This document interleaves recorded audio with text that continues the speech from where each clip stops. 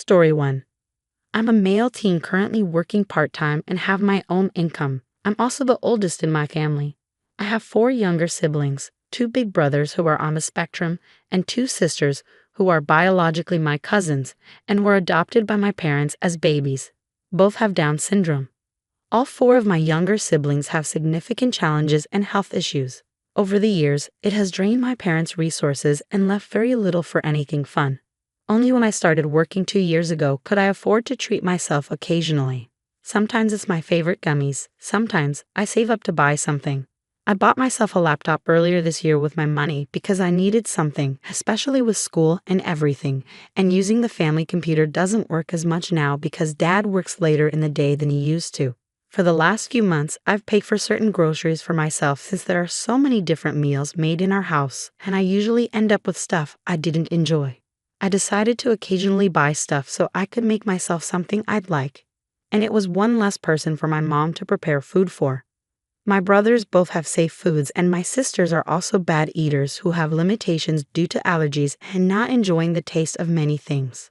I know my parents have been struggling to afford all the safe foods, allergen foods, and stuff for themselves.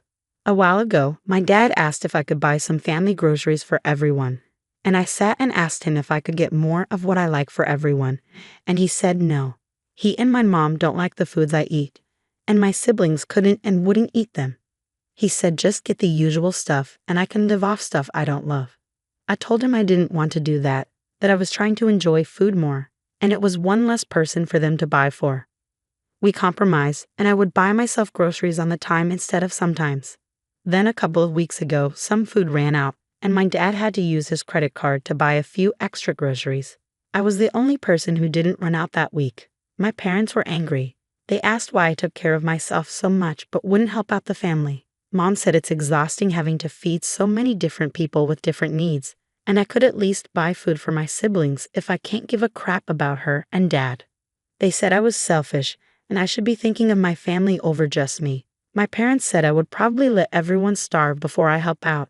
And then they accused me of resenting them for adopting my sisters and adding more additional needs kids to our family. But they said that's what family does, and I should be ashamed.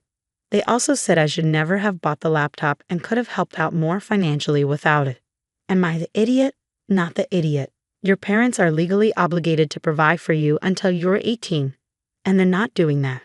It sounds as though they were doing okay until you started earning money. You're already helping them out by paying for your own food. You've also provided your own laptop that your parents didn't have to pay for. When someone is drowning, the solution is not to drown with them, it's to find lifelines. There are programs that can help them. Your parents need to seek those out. Oh, you're not a parent, don't let them turn you into one. The fact that you have to work outside your home just to feed yourself indicates that they're failing to meet your needs. It seems your needs are coming dead last. If they want more money, they can get a job that pays better or work more hours. If you start buying groceries, you will never get out of this. Even if you move out, they'll still ask for your help. Oh, sweetie, start saving your money so you can move out. Your parents bit off more than they can chew and need to reach out to the countless resources that are available to them. The best place to start is the caseworker. If I were you, I'd contact BCF myself and explain exactly what you said. Your family is struggling to make ends meet after adopting and pressuring you to provide. They won't be in trouble. They'll be provided resources and help for all of you. Also, you may want to hide your laptop. They sound very resentful about it, and I don't know what type of people they are. It's understandable that your family is struggling, but it isn't your struggle. Good luck. Story 2. A household dealing with the intrusion of a nanny who is overly comfortable, bringing her dogs and leaving belongings around. I have a nanny who comes to look after my little ones, a toddler and preschooler 3 times a week. She arrives in the morning when I leave for work at 8 o'clock a.m. and leaves with my husband or me when we get home at 5 o'clock to 6 o'clock p.m. She's been quite good with the kids, which is fine, but the only problem is she's making herself at home too much. The first problem is that she'll randomly leave things at our place overnight, such as a coat or car seat, etc. She'll also sometimes put small bits of food in our fridge and leave it overnight when she's coming the next day. But what irks me the most is the dogs. She has 2 dogs. One is a chocolate Labrador and the other is a Great Dane. I really don't like dogs. Originally, I said she couldn't bring them with her when she asked. One day, she had to bring them with her because her garden was being landscaped, so I let her but told her to keep them outside. Well, since then, she just kept bringing them. I didn't say anything since it wasn't that big of a deal and not worth the hassle. Incrementally, she's letting them get away with more and more. She first tied them up to the fence, and then she started letting them run free in the yard. Then one time it was raining, and she asked me if it was okay for them to come into the house for a bit and just stay in the kitchen. And now they're just let free rein. It's in the terms of the dogs that she's making herself too much at home. I find random chewed up tennis balls in the yard, and she set up a couple of metal bowls near the back door. The other day, I found a bag of dog treats in the pantry that I'm assuming is hers. Probably the worst of all is that she takes them out to do their business. I don't even want to think about all the dog do that would be in my yard and bags the poop. But then she leaves the poop by the front door next to her handbag and dog leashes, so I normally come home to a few of those bright green bags of her dog do at my front door. It's just so gross. I want to say something to her, but my husband tells me not to. He's saying that we need her to look after the kids and that it would come across as offensive to tell her that. He said it's just minor things and to not really worry about it. We only need her until the kids are school age anyway. He's quite serious, and we've been arguing over it quite a bit. Am I the idiot for telling her to stop making herself so much at home? I feel like she's just done it bit by bit so we didn't notice, but looking back, she's basically starting to slide into the household. Not the idiot. She's an idiot because you gave her an inch, and she took a marathon's worth of miles. She's taking advantage of you, and it's completely inappropriate as an employee. Let's look at this in terms of regular workplace etiquette. All workplaces will let you leave a jacket in your work area or a small amount of food in the fridge, so those are reasonable accommodations. Would an office allow dogs when it's been previously communicated that dogs aren't allowed? No, making yourself comfortable is not a big deal, but bringing dogs is a no. You need to communicate that to her.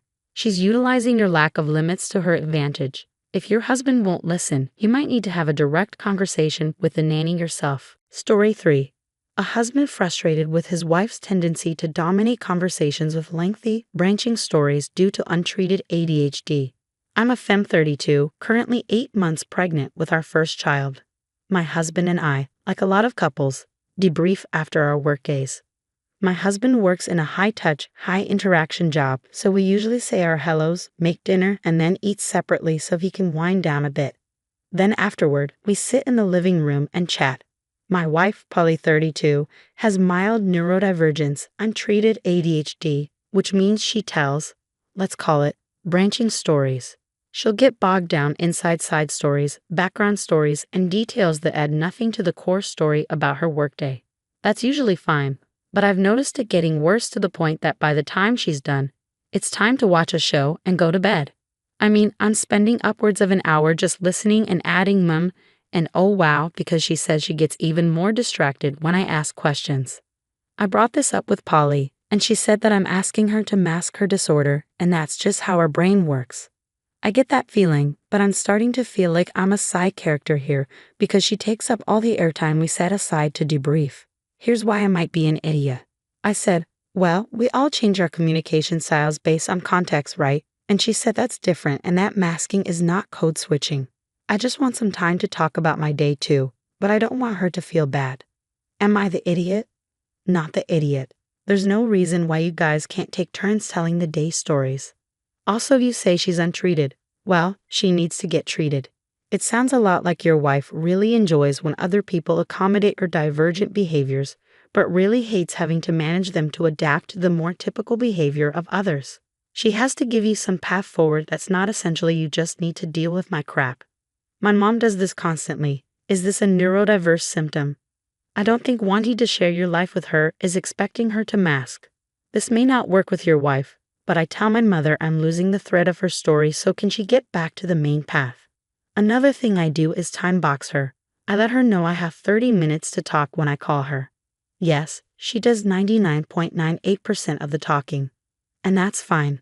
But at the 25-minute mark, I interrupt her and tell her I only have 5 minutes left. This is one of my biggest pet peeves. Get to the point, people.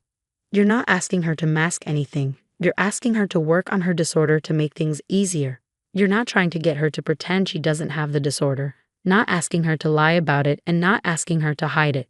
You're asking her to try different things to curb it, like my family members counting to 3 when they were about to lose their temper, or asking a person with memory issues due to PTSD to write themselves notes. Learning how to participate in society is okay. Story 4. A woman conflicted about her sister wanting to use her address fraudulently to enroll. I have a sister, Jane, who is a single mother to her autistic son, James. James was having a hard time at his school. His school district is severely underfunded, and they do not give a crap. The schools where I live are pretty nice, and my neighbors who have kids said that they have a lot of great programs for kids like him. Since I had extra money, I decided to offer to let Jane and James move in with me so he could go to school here. Since he started, he's been doing great here. The teachers and aides are much more engaged than at his old school.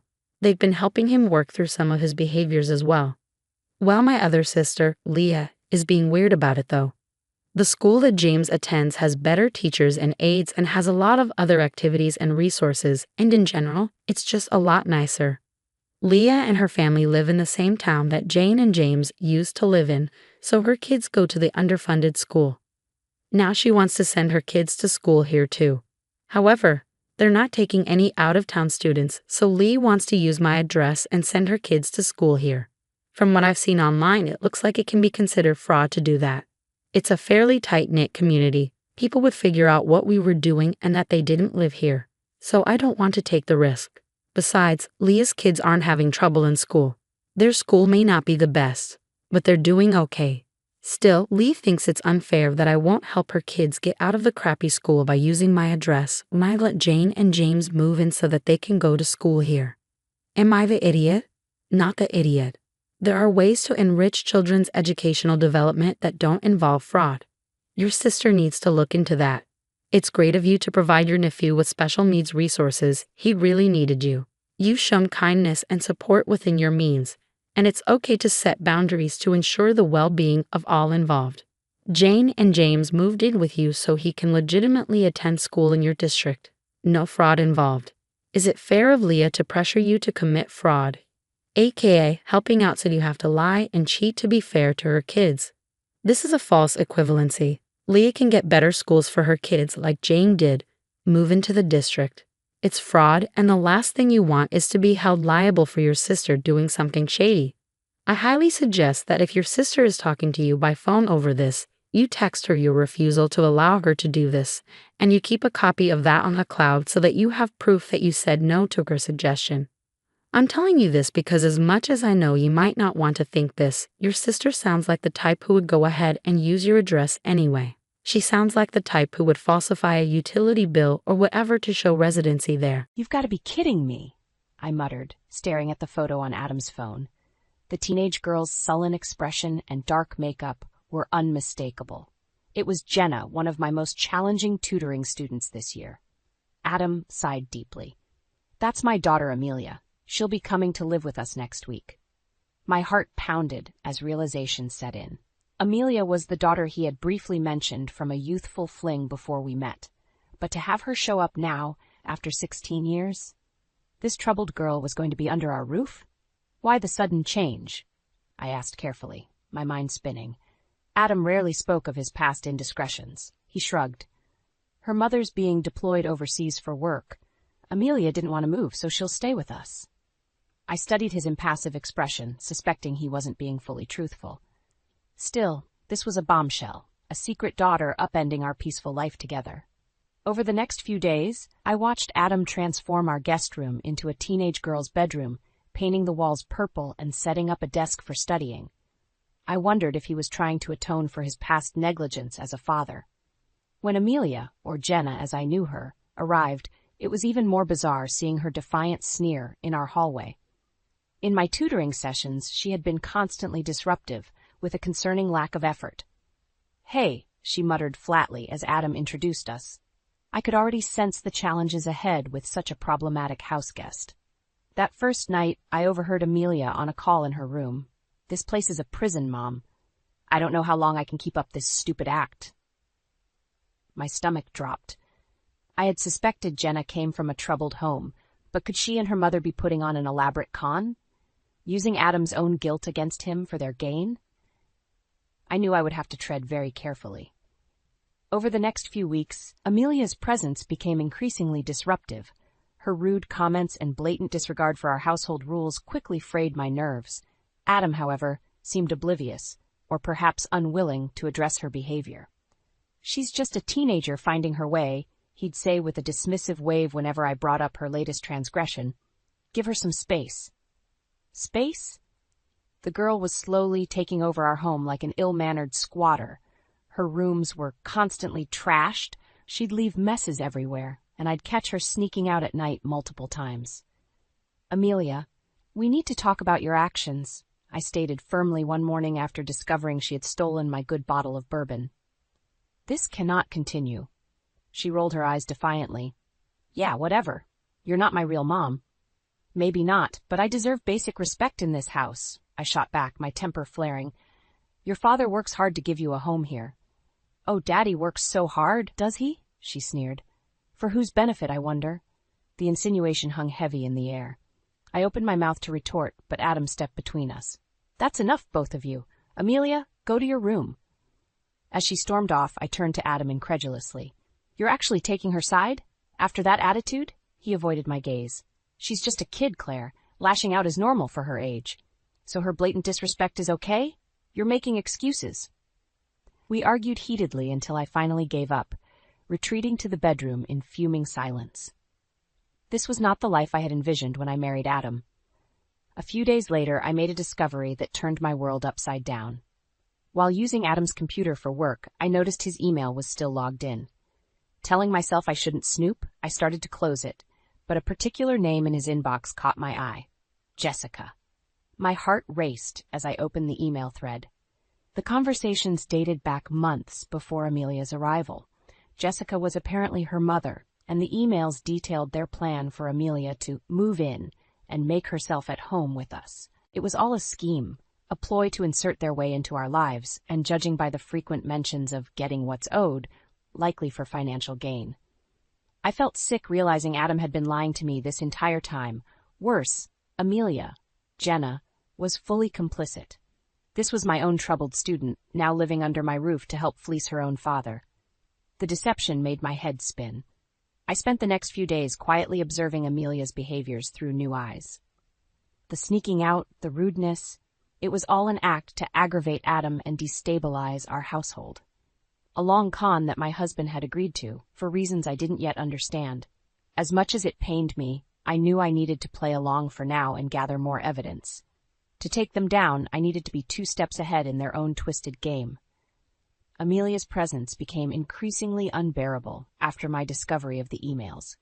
Knowing she was actively conning us, her every action took on new insidious meaning. The smirks, the sass, the blatant disregard for our house rules, it was all choreographed to undermine Adam and destabilize our home life. "You left your crap all over the living room again," I stated coldly one evening as she sauntered in from another late night out. She shrugged, popping a piece of gum loudly. So, this is our home, not a flop house. Show some respect." "Respect?" She laughed mockingly. "That's rich coming from you." I bristled, fighting to keep my anger in check. "What's that supposed to mean?" "Like you even know the first thing about me or my life." "Maybe if you acted like a normal human being instead of a rude, entitled brat." "Hey!" Adam's voice cut me off as he entered. "What's going on here?"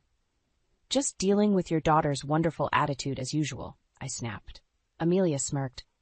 "Daddy's little princess has a problem following rules, I guess." "Don't start," I warned, but Adam raised his hands placatingly. Okay. Let's all just take a deep breath, all right?" I shook my head in disgust, storming off to the kitchen, as if his calm negotiations would stop this act they were putting on. The worst part? I couldn't even confide in Adam about my discoveries. He was clearly complicit in this scheme with Amelia's mother Jessica, revealing what I knew could spook them into accelerating their con. No, I needed to bide my time and continue gathering evidence to expose their plot. Starting with finding out exactly what getting what's owed meant in those emails. Over the next few weeks, I scoured Adam's computer and files whenever he was away at work, searching for any paperwork or communications that could shed light on Jessica's motivation. What I found made my blood boil. Years ago, when Adam was briefly involved with Jessica, he had gotten her pregnant with Amelia. Instead of taking responsibility, he paid Jessica a lump sum of money to walk away and terminate the pregnancy. Except she hadn't. And now, years later, they were back to extract even more from him through this deception. I felt physically ill realizing the depths of Adam's past betrayal and how Amelia was being used as a pawn for her mother's revenge. This was no longer just a con. It was a vicious, calculated scheme to make my own husband miserable. When Adam returned home that evening, I could barely look at him. He must have sensed my anger because he pulled me aside with forced cheerfulness. "Hey, what's going on? You've seemed really tense lately." I met his gaze levelly. "Have I? Gee, I wonder why that could be, with your lying, conniving daughter making our lives hell." His expression faltered. "Claire, I know she's been difficult, but she's my child. Your child that you once wanted terminated," I hissed, no longer caring about playing dumb. "That's what this is really about, isn't it? Jessica's revenge for you trying to make Amelia disappear." Adam's face drained of color. For a long moment he could only sputter uselessly. I shook my head in disgust. "I can't even look at you right now." Turning, I headed upstairs, my mind racing with the next steps. With Adam's secret out in the open, there was no more holding back. It was time to dismantle this sick little family con once and for all, by whatever means necessary. With Adam's past deception now exposed, the tension in our household was thick enough to cut with a knife. Amelia continued her calculated misbehavior, no doubt trying to further destabilize our home on her mother's behalf. I, however, was done playing their game. If Adam was too cowardly or complicit to put a stop to this, I would take matters into my own hands. "We need to talk," I stated firmly, cornering Amelia in the kitchen one morning before she could slink back to her room. She rolled her eyes. "About what?" "About you and your mother's little scheme to extort money from my husband." Her bravado faltered for just a moment before the sneer returned. "I don't know what you're talking about." "Don't play dumb. I know all about the emails between your mom and Adam, plotting for you to move in and make yourself at home here." I stepped closer, keeping my voice low and menacing. "Using his own daughter as a pawn to get what's owed? That's low, even for him." Panic flickered across her face before the mask of indifference returned. "You're crazy, lady. I'm just living here, that's all. After he paid your mother to have you terminated as a pregnancy?" That struck a nerve. Amelia's fists clenched, her eyes burning with hatred I hadn't seen before. "That's a lie. My mom wouldn't." "Wake up," I snapped, feeling perverse satisfaction at her shock. "Your mom's just using you as a tool for payback over Adam's past choices. This is all one big con." Amelia opened her mouth to respond, but a new voice cut through the tension. "That's enough." Adam stood in the doorway, fury etched across his features as he pulled Amelia protectively behind him.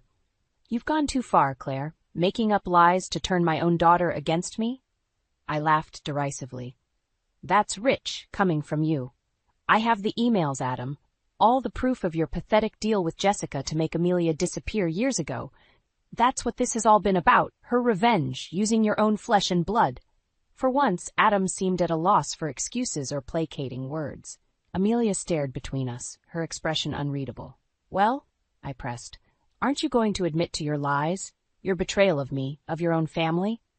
Adam's jaw tightened, and I wondered if he might finally come clean. If this would be the moment where, "Get out!" The quiet venom in his voice stopped me cold. "What?"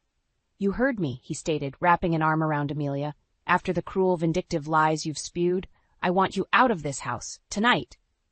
My heart dropped to my stomach as the words hit like a physical blow. "Adam, you can't be serious. This is my home, too." "Not anymore," he said with chilling finality.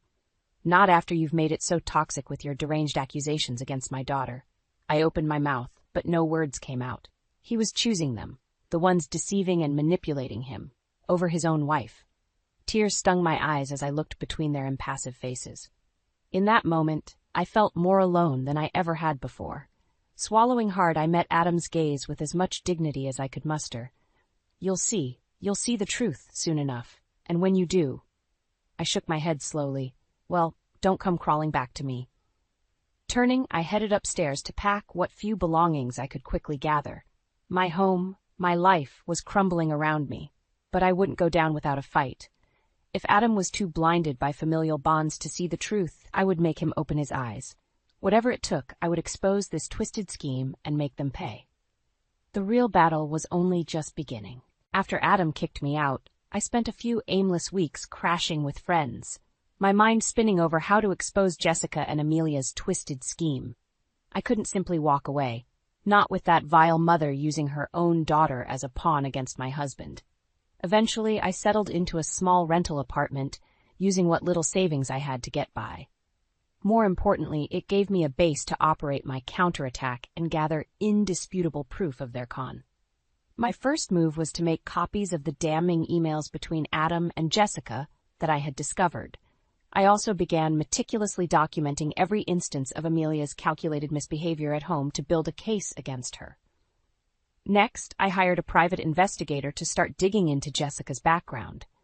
Within weeks, they uncovered a trail of shady activities, unpaid loans, evictions, and a string of wealthy ex-boyfriends she had burned.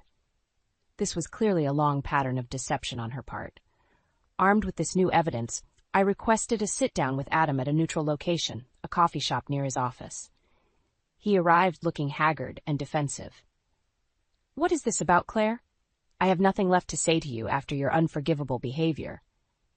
I slid the thick manila envelope across the table. "This is about the truth, the whole truth about your lies, and the con your ex and daughter have been pulling on you." Adam hesitated before flipping open the envelope, his brow furrowing as he thumbed through the documents inside. The email transcripts, the PI's report on Jessica, my logs of Amelia's troublemaking. As the weight of the evidence became undeniable, I could see the conflict playing across his face. Part of him still wanted to cling to deluded denial, but the proof was far too compelling. You went this far?" he finally said, seemingly unsure whether to be awed or outraged. I leaned forward intently. "I had to, Adam. After the way you turned on me and kicked me out over their lies, you left me no choice but to take this into my own hands." Shame flickered across his features, but he remained defensive. "Even if some of this is true, Amelia is still my blood. You don't understand how important that is." I shook my head sadly. "You're right, I don't, because you never gave me the chance to understand by being honest with me from the start." My voice had risen, drawing glances from nearby tables. I took a breath to rein in my anger. "Look at the evidence, Adam. Look at what kind of person Jessica really is, using your own child to try to fleece you. Where does her manipulation end? How much further will she go?" He didn't respond, his jaw tensing as he avoided my stare. For a long moment, an uncomfortable silence stretched between us. Finally, he spoke in a hoarse murmur. "You're right. I should have been upfront with you about Amelia from the beginning. I didn't want to risk losing you over my past mistakes." "Well, you did lose me," I stated flatly. "The question now is, are you going to continue letting them use and manipulate you? Or are you finally going to stand up and be a man?" Adam's shoulders slumped, all the fight seeming to go out of him. He looked utterly defeated in that moment, a broken man slowly coming to grips with the reality he had avoided for too long. "I don't know," he muttered, staring down at the envelope's damning contents. "I just don't know anymore." Pushing back from the table, I stood to leave. He didn't try to stop me. "Think it over," I said quietly. "And remember, the truth won't go away, no matter how hard you try to ignore it." As I walked away, I felt a surprising sense of calm determination. For too long I had been on the defensive against Adam and his deceptive family, but now the battlefield was level. The weapons of truth and justice were finally on my side. It was time to go on the attack. Several tense weeks went by without a word from Adam after our confrontation. I tried not to get my hopes up that he was finally seeing the light about Jessica and Amelia's twisted scheme. He had been too deep in denial for too long. Then one evening my phone rang, Adam asking if we could meet again to talk. I agreed, bracing myself for whatever excuses or rationalization he might throw my way next. When we met at a quiet bar, however, Adam looked utterly despondent. Broken, even. "You were right," he stated flatly after we sat down. "About all of it. Jessica, Amelia, the lies, the manipulation, it was all one big con. Despite the vindication, I felt no joy or satisfaction as I studied his haggard expression. "How did you finally realize?" I asked quietly. Adam dragged a hand down his face, suddenly looking decades older.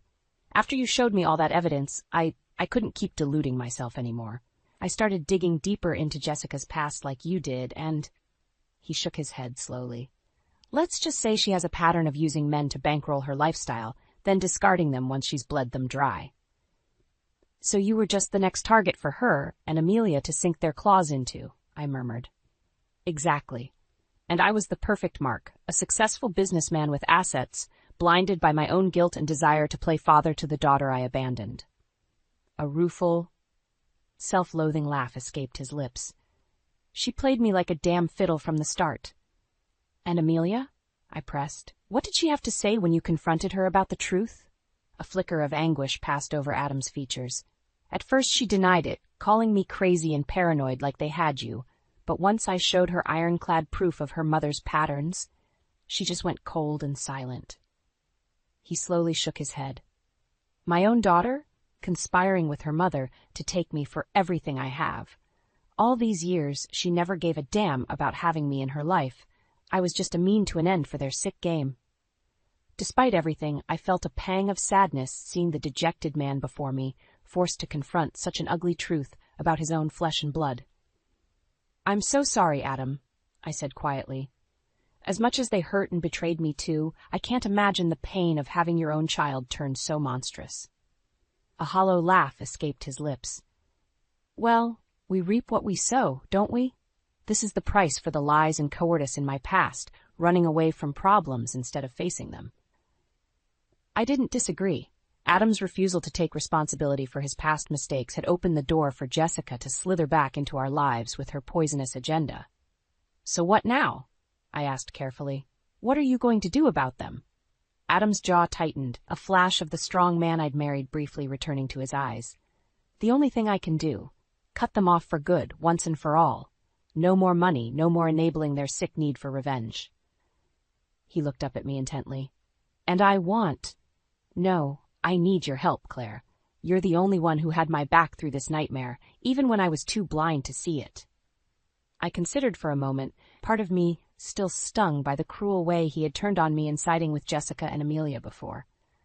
But seeing this broken man, reaching for a last shred of redemption, I knew I couldn't turn away.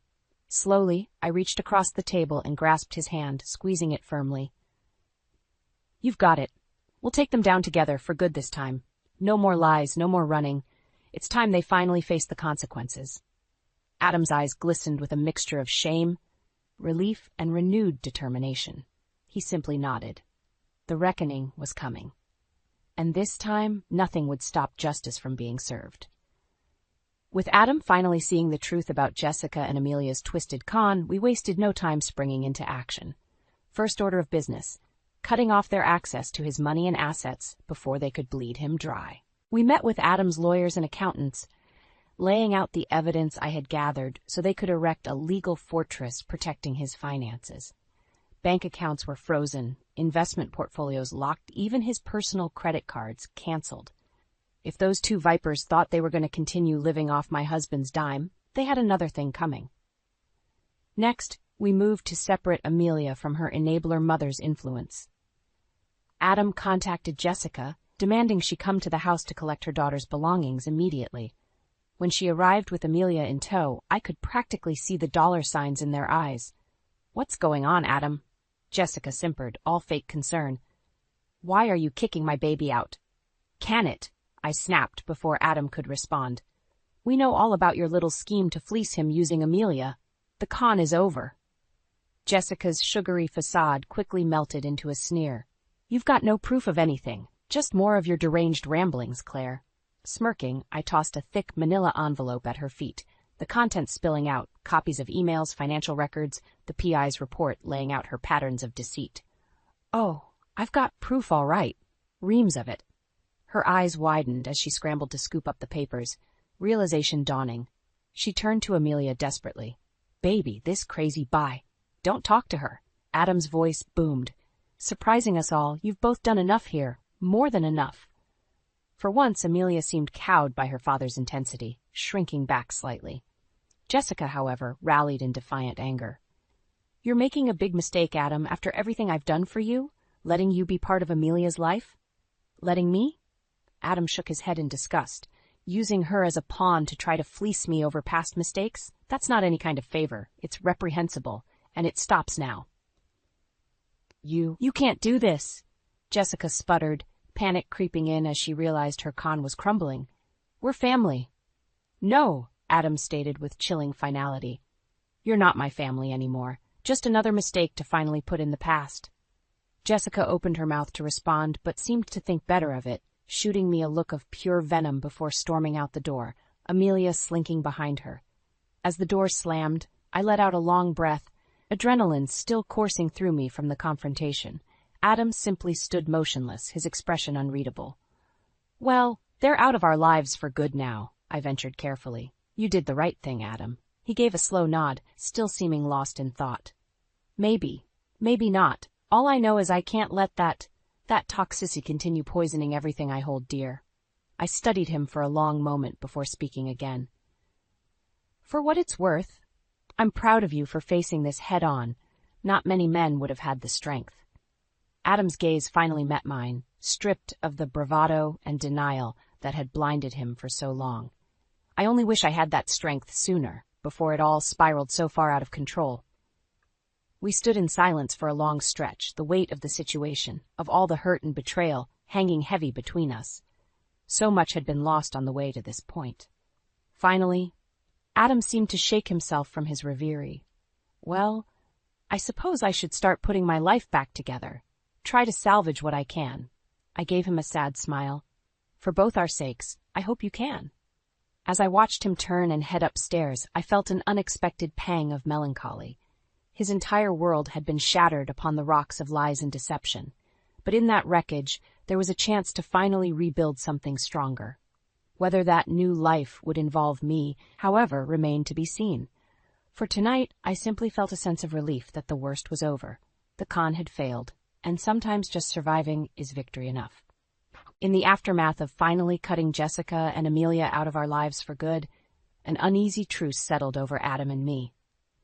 We were two wounded soldiers, battered from the same war, but still struggling to find common ground.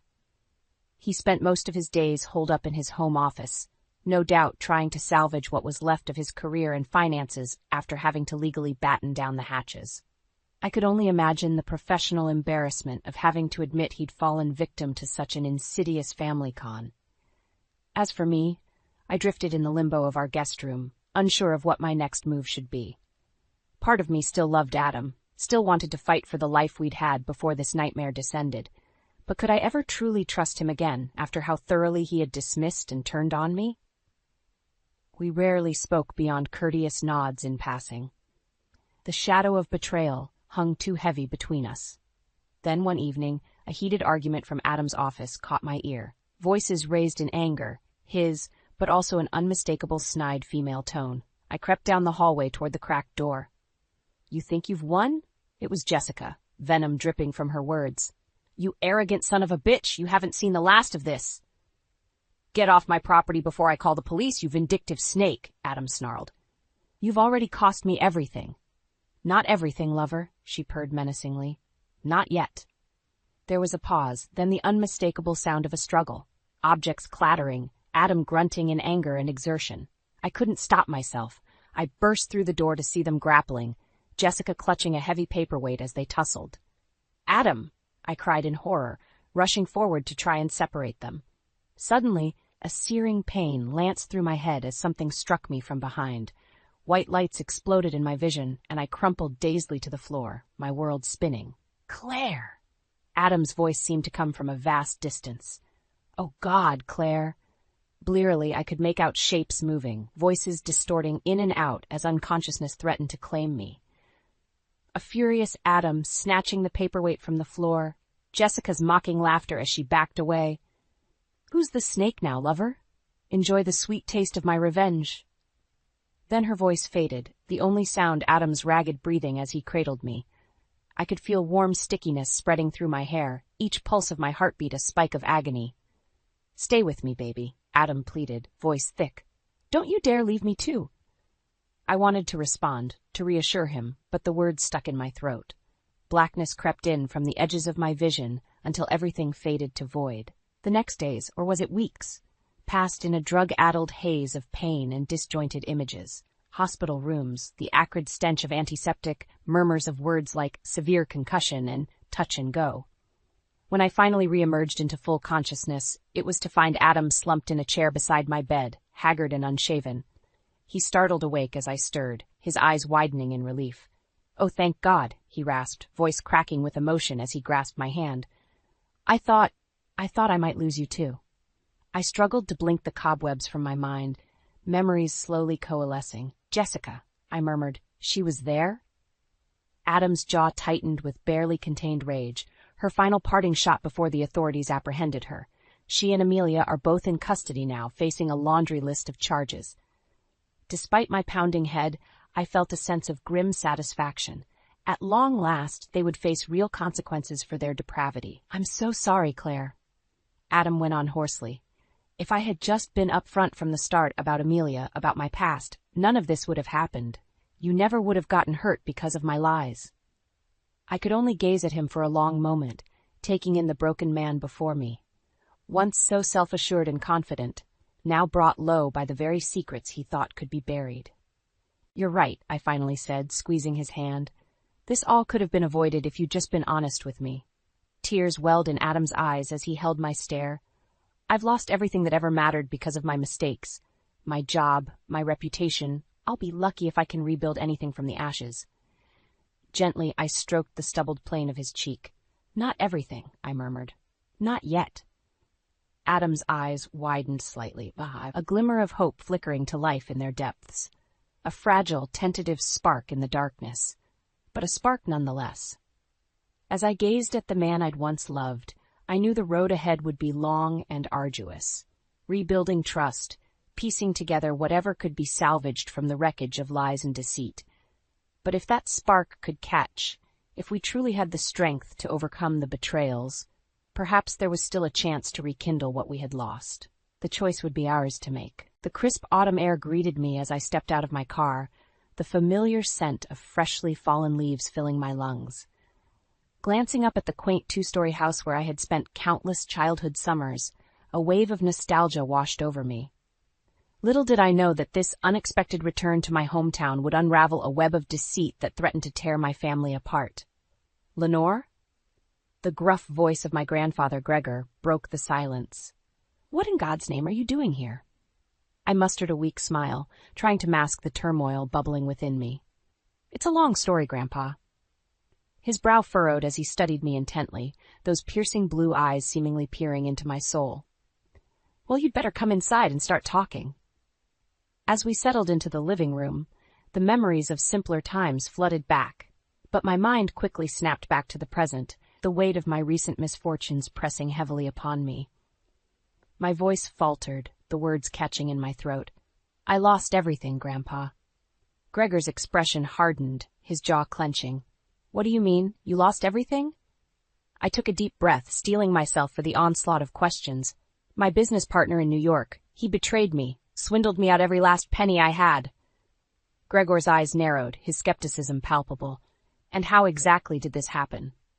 As the details spilled forth, each revelation more damning than the last, I could see the disbelief etched across my grandfather's face. The way he looked at me, it was as if he didn't recognize the person sitting before him. "So you're telling me that this snake conned you out of your life savings?" Gregor shook his head, his voice laced with disappointment. "I thought I raised you smarter than that, girl." His words stung like a slap to the face. But I couldn't blame him. The weight of my naivety crushed me, the shame burning hot in my cheeks. "I know, Grandpa. I know." My voice trembled, the tears threatening to spill over, but I swear, I had no idea he was capable of such deceit. Gregor's gaze softened ever so slightly, but the skepticism remained. "Well, you're here now. We'll figure this mess out, one way or another." As he rose from his chair, a heavy silence hung in the air, unspoken questions lingering like ghosts. Little did we know, This was merely the beginning of a much darker truth that would shake the very foundations of our family. The weight of Gregor's words hung heavy in the air as we sat in silence, the ticking of the grandfather clock echoing through the room like a metronome counting down the seconds until the next bombshell dropped. Little did I know, the revelations that followed would shatter what little remained of my trust in those closest to me. Gregor cleared his throat, his expression grave. "Lenore, there's something I need to tell you." I steeled myself, bracing for yet another harsh truth to come crashing down upon me. "You know about the inheritance your grandma left you, right?" he began, his voice low and somber. I nodded, my brow furrowing in confusion. "Of course, you've always taken care of managing it for me." Gregor's jaw clenched, and he averted his gaze as if struggling to find the right words. "That's just it, kid. I haven't been managing it, not for years now." My heart skipped a beat, a knot forming in the pit of my stomach. "What are you saying, Grandpa?" He sighed heavily, his shoulders slumping with the weight of whatever burden he carried. "Your Uncle Hal, he's been handling the finances, and it seems he's been helping himself to more than his fair share." The floor seemed to drop out from beneath me as the weight of his words sank in. Uncle Hal, the man I had looked up to as a child, the one who had always seemed so generous and caring, had been stealing from me all along. How is that possible?" I stammered, my hands trembling. "Why would he do such a thing?" Gregor shook his head, his expression a mix of anger and disappointment. "I don't know, kid. I trusted him, too, gave him full control over the accounts years ago when my health started failing." The sense of betrayal cut deep, like a knife twisting in my gut. Not only had I been swindled by a business partner, but now it seemed my own flesh and blood had been deceiving me as well. "Do you have any idea how much is missing?" I asked, my voice barely above a whisper. Gregor's jaw tightened, his eyes narrowing. "Enough to make my blood boil, that's for damn sure." In that moment, a fire ignited within me, a burning desire for justice and retribution. Uncle Hal had not only stolen from me, but he had violated the sacred trust of family, and for that he would pay dearly. As Gregor laid out the evidence he had uncovered, the suspicious transactions, the lavish purchases, the blatant disregard for our financial well-being, a plan began to take shape in my mind. I would not rest until every last penny was accounted for, and Uncle Hal was held responsible for his despicable actions.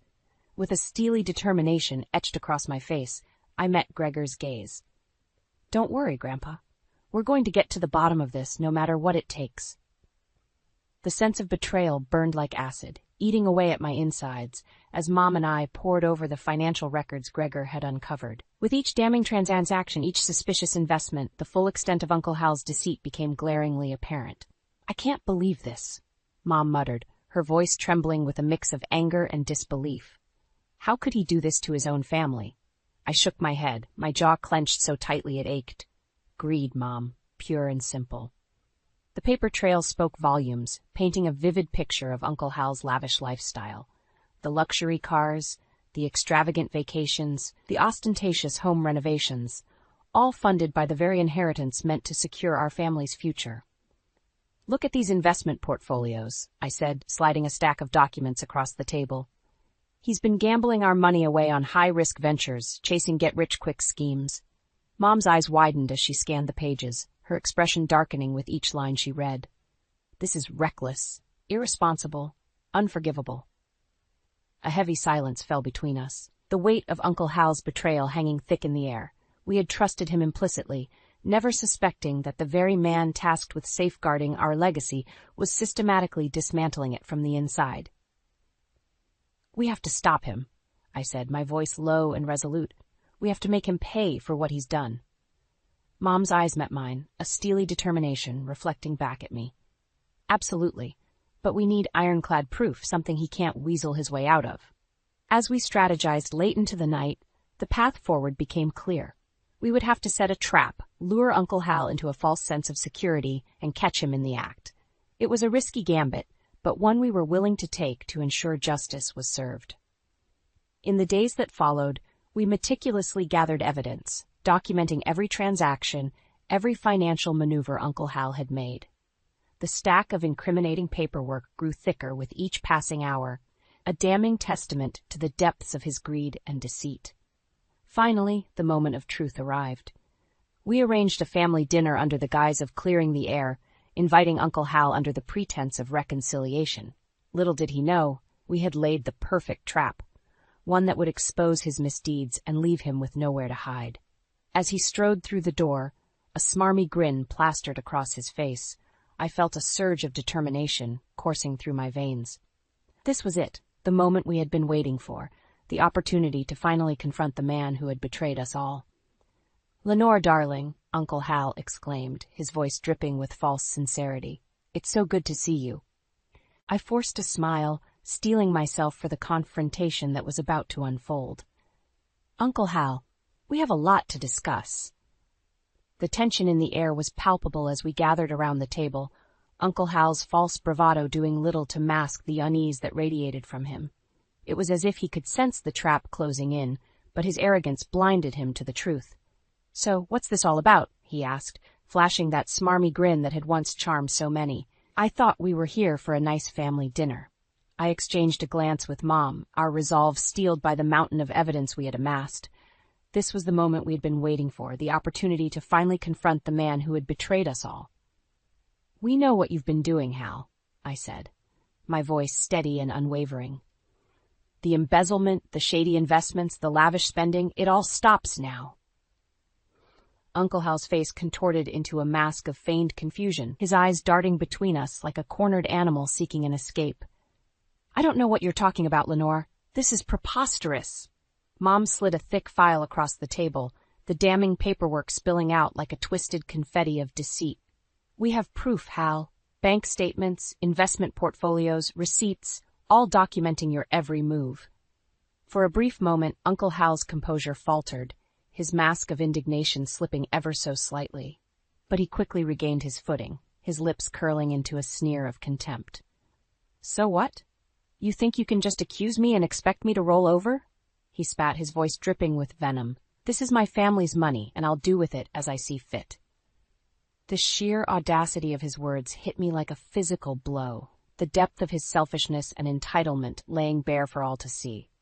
In that moment, any lingering shred of familial loyalty evaporated, replaced by a burning desire for justice.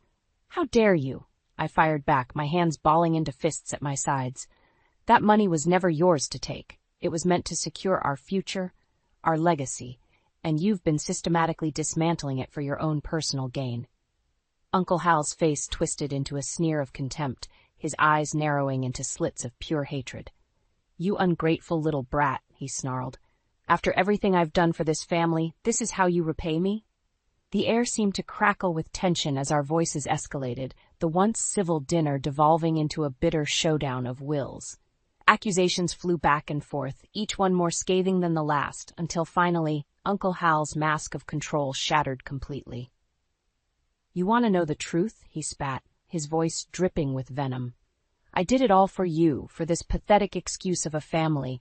Everything I've done was to keep us afloat, to maintain the lifestyle we deserve." The sheer audacity of his words left me reeling, the depths of his delusion and self-justification laying bare for all to see. In that moment, I knew there was no reasoning with him, no shred of remorse or redemption to be found. As the din of our confrontation echoed through the room, I caught sight of Gregor's ashen face, his eyes filled with a mixture of shame and sorrow. It was then that I realized the true cost of Uncle Hal's betrayal. The rift it had torn through our once close-knit family, the trust that had been shattered beyond repair. But even in the midst of that turmoil, a single thought burned bright within me. Uncle Hal would pay for his actions, no matter what it took. The wheels of justice had been set in motion, and there would be no turning back. The fallout from our explosive confrontation with Uncle Hal was swift and severe. In the days that followed, word of his betrayal spread like wildfire through our small town, igniting a firestorm of gossip and judgment. Some rallied behind us, offering words of support and condemning Uncle Hal's actions. Others, however, remained steadfastly loyal to him, clinging to the facade of success he had so carefully cultivated over the years. How could he do this to his own family? Aunt Peggy lamented, her eyes brimming with tears. "After everything we've been through together." Uncle Hal's younger brother, Todd, was less forgiving. That snake always had a talent for charming his way into people's wallets, he spat, his voice laced with contempt. I just never thought he'd stoop so low as to steal from his own blood. As the divisions within our family deepened, the strain became palpable. Thanksgiving dinners were boycotted, Christmas gatherings canceled, the once unbreakable bonds of kinship fraying under the weight of Uncle Hal's deceit. Through it all, I remained resolute, steeling myself against the onslaught of whispers and sideways glances that seemed to follow me wherever I went. The sympathizers, the enablers, the holier-than-thou busybodies who couldn't resist sticking their noses where they didn't belong. Their judgments rolled off me like water off a duck's back. My focus was singular, ensuring Uncle Hal faced the consequences of his actions, no matter what it took. Mom, bless her, was my rock through it all. "Don't let them get to you, honey," she'd say, wrapping her arm around me in a reassuring embrace. "We're doing the right thing, and that's all that matters." Still, the strain of the whole ordeal began to take its toll. Sleepless nights plagued me, my mind racing with scenarios, contingency plans, and worst-case outcomes. I found myself jumping at every unexpected sound, my nerves frayed to their breaking point. Then, one crisp autumn morning, everything changed. The shrill ring of my phone cut through the silence like a knife, jolting me from a fitful slumber. Gregor's gruff voice crackled through the line, his tone laced with urgency. "Lenore, you need to get over here. Now." Without a moment's hesitation, I threw on whatever clothes were within reach and raced over to Gregor's house, my heart pounding in my chest. What I found there would forever alter the course of our quest for justice. Gregor ushered me inside, his face ashen and drawn. "It's Hal," he said, his voice barely above a whisper. "He's gone too far this time." In the living room, a scene of utter chaos greeted me. Furniture lay overturned, picture frames shattered, and in the midst of it all, a chilling message scrawled across the wall in what appeared to be red paint. "You'll regret this, you ungrateful brats." A chill ran down my spine as I took in the words, their menacing implications hanging heavy in the air. Uncle Hal had crossed a line, and in that moment, I knew there would be no turning back. As I surveyed the wreckage, a steely resolve settled over me. Uncle Hal had made his move, and now it was our turn to strike back. The gloves were off, and the stakes had just been raised. This was no longer about recouping financial losses. It was about protecting our family, our dignity, and our very lives. Uncle Hal had declared war, and we would answer his challenge with everything we had. The chilling message scrawled across Gregor's wall was a stark reminder that Uncle Hal's depravity knew no bounds. But rather than cowering in fear, it only fueled my determination to bring him to justice, no matter the cost. As Mom and I huddled with Gregor, formulating our next move, a plan began to take shape. A bold, audacious gambit that would require precision timing and nerves of steel. "We need to catch him in the act," I said, my voice low and resolute. "Get him to incriminate himself in a way that can't be denied or twisted." Gregor nodded slowly, his brow furrowed in contemplation. "A sting operation of sorts?" "Exactly," I replied, the pieces falling into place. "We'll lure him in with the promise of a deal, make him think he's getting away with it all. But this time, we'll be the ones holding the cards."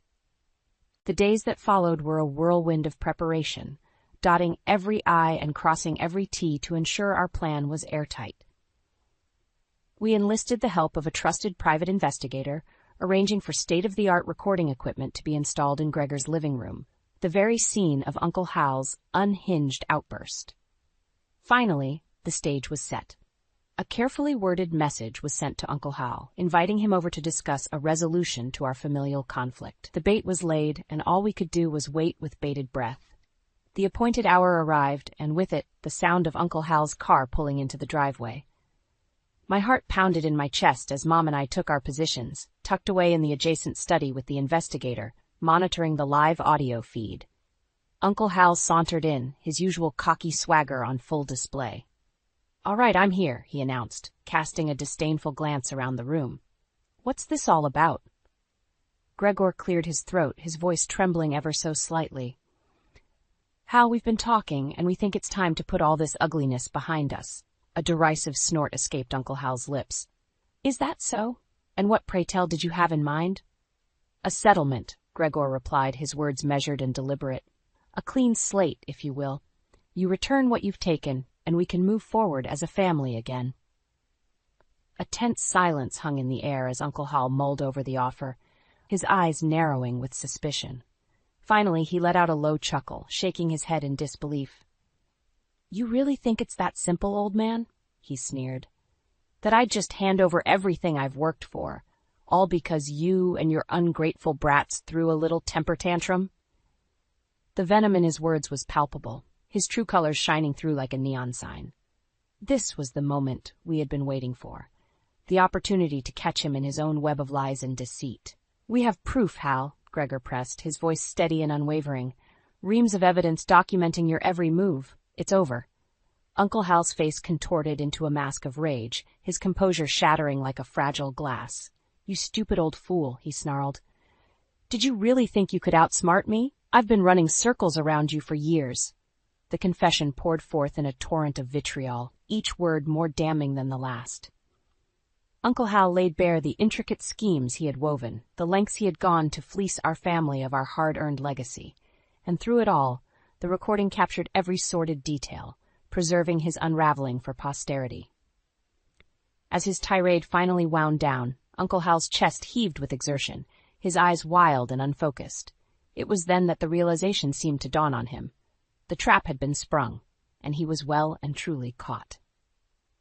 A sickly pallor crept across his features as Gregor fixed him with a steely glare. It's all on tape, Hal, he said, his voice laced with a mixture of triumph and sorrow. Every last word. In that moment, the full weight of Uncle Hal's downfall seemed to crash down upon him, the consequences of his greed and hubris finally catching up to him in spectacular fashion. And as Mom and I emerged from our hiding place, united in our resolve, one thing became abundantly clear. The tides had turned, and justice was finally within our grasp. The incriminating evidence we had gathered, coupled with Uncle Hal's own damning confession, was a devastating blow, but the battle was far from over. We knew that in order to truly achieve justice, we would need to confront him head-on, lay bare his misdeeds for the entire family to witness. And so, with steely determination, we prepared for the ultimate showdown. Gregor, ever the master strategist, devised a plan to lure Uncle Hal to a seemingly innocuous family dinner under the guise of clearing the air. Little did the serpent know we had something far more explosive in store. The appointed evening arrived, and as the rest of our extended family filtered into Gregor's home, the air was thick with tension. Hushed whispers and sideways glances betrayed the undercurrent of suspicion and mistrust that had taken root in the wake of Uncle Hal's transgressions. And then, like a darkened cloud rolling in, he made his entrance, all bravado and false smiles, oblivious to the storm brewing around him. "Ah, there's my loving family," he crowed, spreading his arms wide in a mockery of affection. "I'm so glad we could all come together and put this ugliness behind us." I fought back the urge to spit in his face, my hands clenching into tight fists at my sides. The audacity of the man to waltz in as if he hadn't just been caught red-handed in his own web of lies and deceit. But I held my tongue, exchanging a knowing glance with Mom and Gregor. The time for talk was over. This was the moment we had been waiting for, the chance to expose Uncle Hal's true colors for all to see. As the meal progressed, the tension in the room grew thicker by the minute. Uncle Hal regaled us with story after story, each one more grandiose than the last, his false charm oozing from every pore. It was sickening to watch, this master manipulator at work, and yet the knowledge that his downfall was imminent made it all the more bearable. Finally, as the plates were cleared and the last drops of wine drained from our glasses, Gregor rose to his feet, his gaze fixed squarely on Uncle Hal.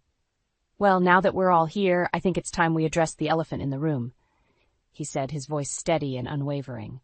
Uncle Hal's bravado faltered for a brief moment, a flicker of unease passing across his features.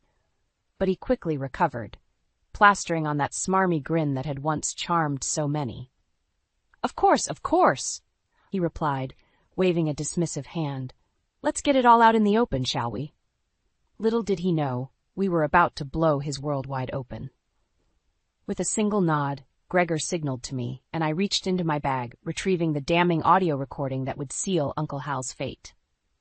As the opening bars of his own voice filled the room, spewing forth a vile litany of confessions and admissions of guilt, a hush fell over the gathered family. Shock and disbelief etched itself onto their faces as the full extent of Uncle Hal's betrayal unfolded before them. And through it all, Uncle Hal remained frozen in place, his complexion growing paler with every passing second as the noose of justice tightened around his neck. When the final damning words had played out, a deafening silence hung in the air, broken only by the sound of Uncle Hal's ragged breathing. "Well, Hal?" Gregor's voice cut through the stillness like a knife. "Anything to add?" For once in his miserable life, Uncle Hal seemed well and truly speechless, his mask of control shattered beyond repair. As the weight of his crimes bore down upon him, his eyes darted around the room, desperately seeking an ally, a sympathetic face, but found none. The family that had once rallied behind him had finally seen the truth, and there was no turning back. In that moment, I felt a profound sense of vindication wash over me. The man who had so callously betrayed our trust, our loyalty, our very livelihood, was finally being held accountable. And as the shock and horror gave way to a chorus of condemnation from our gathered loved ones, one thing became abundantly clear. Uncle Hal's reign of deceit and manipulation had finally come to an end. Justice, at long last, had been served. In the aftermath of Uncle Hal's spectacular downfall, a strange calm settled over our family. The storm of anger and betrayal had finally passed, leaving in its wake a sense of resolution and a renewed determination to pick up the pieces and move forward. Of course, the legal ramifications were swift and severe. Uncle Hal found himself facing a litany of charges, from embezzlement and fraud to grand larceny. His once charmed life came crashing down around him, his ill-gotten gains seized and his reputation in tatters. As for the financial restitution, Uncle Hal was forced to liquidate every asset he had acquired through his deceitful schemes.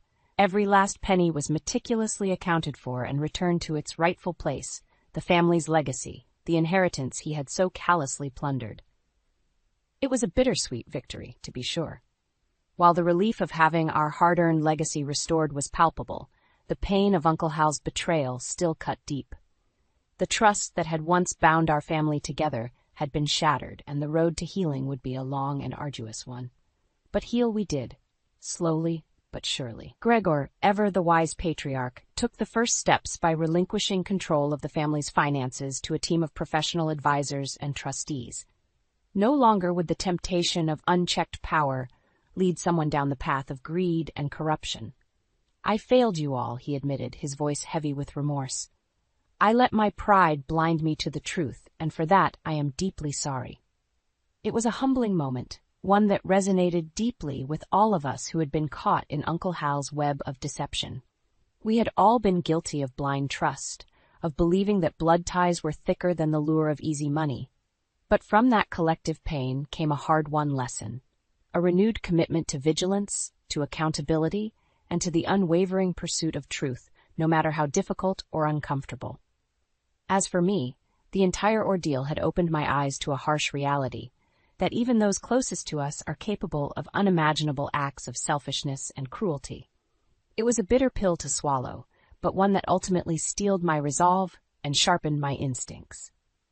In the months that followed, I found myself drawn to the world of financial literacy and advocacy.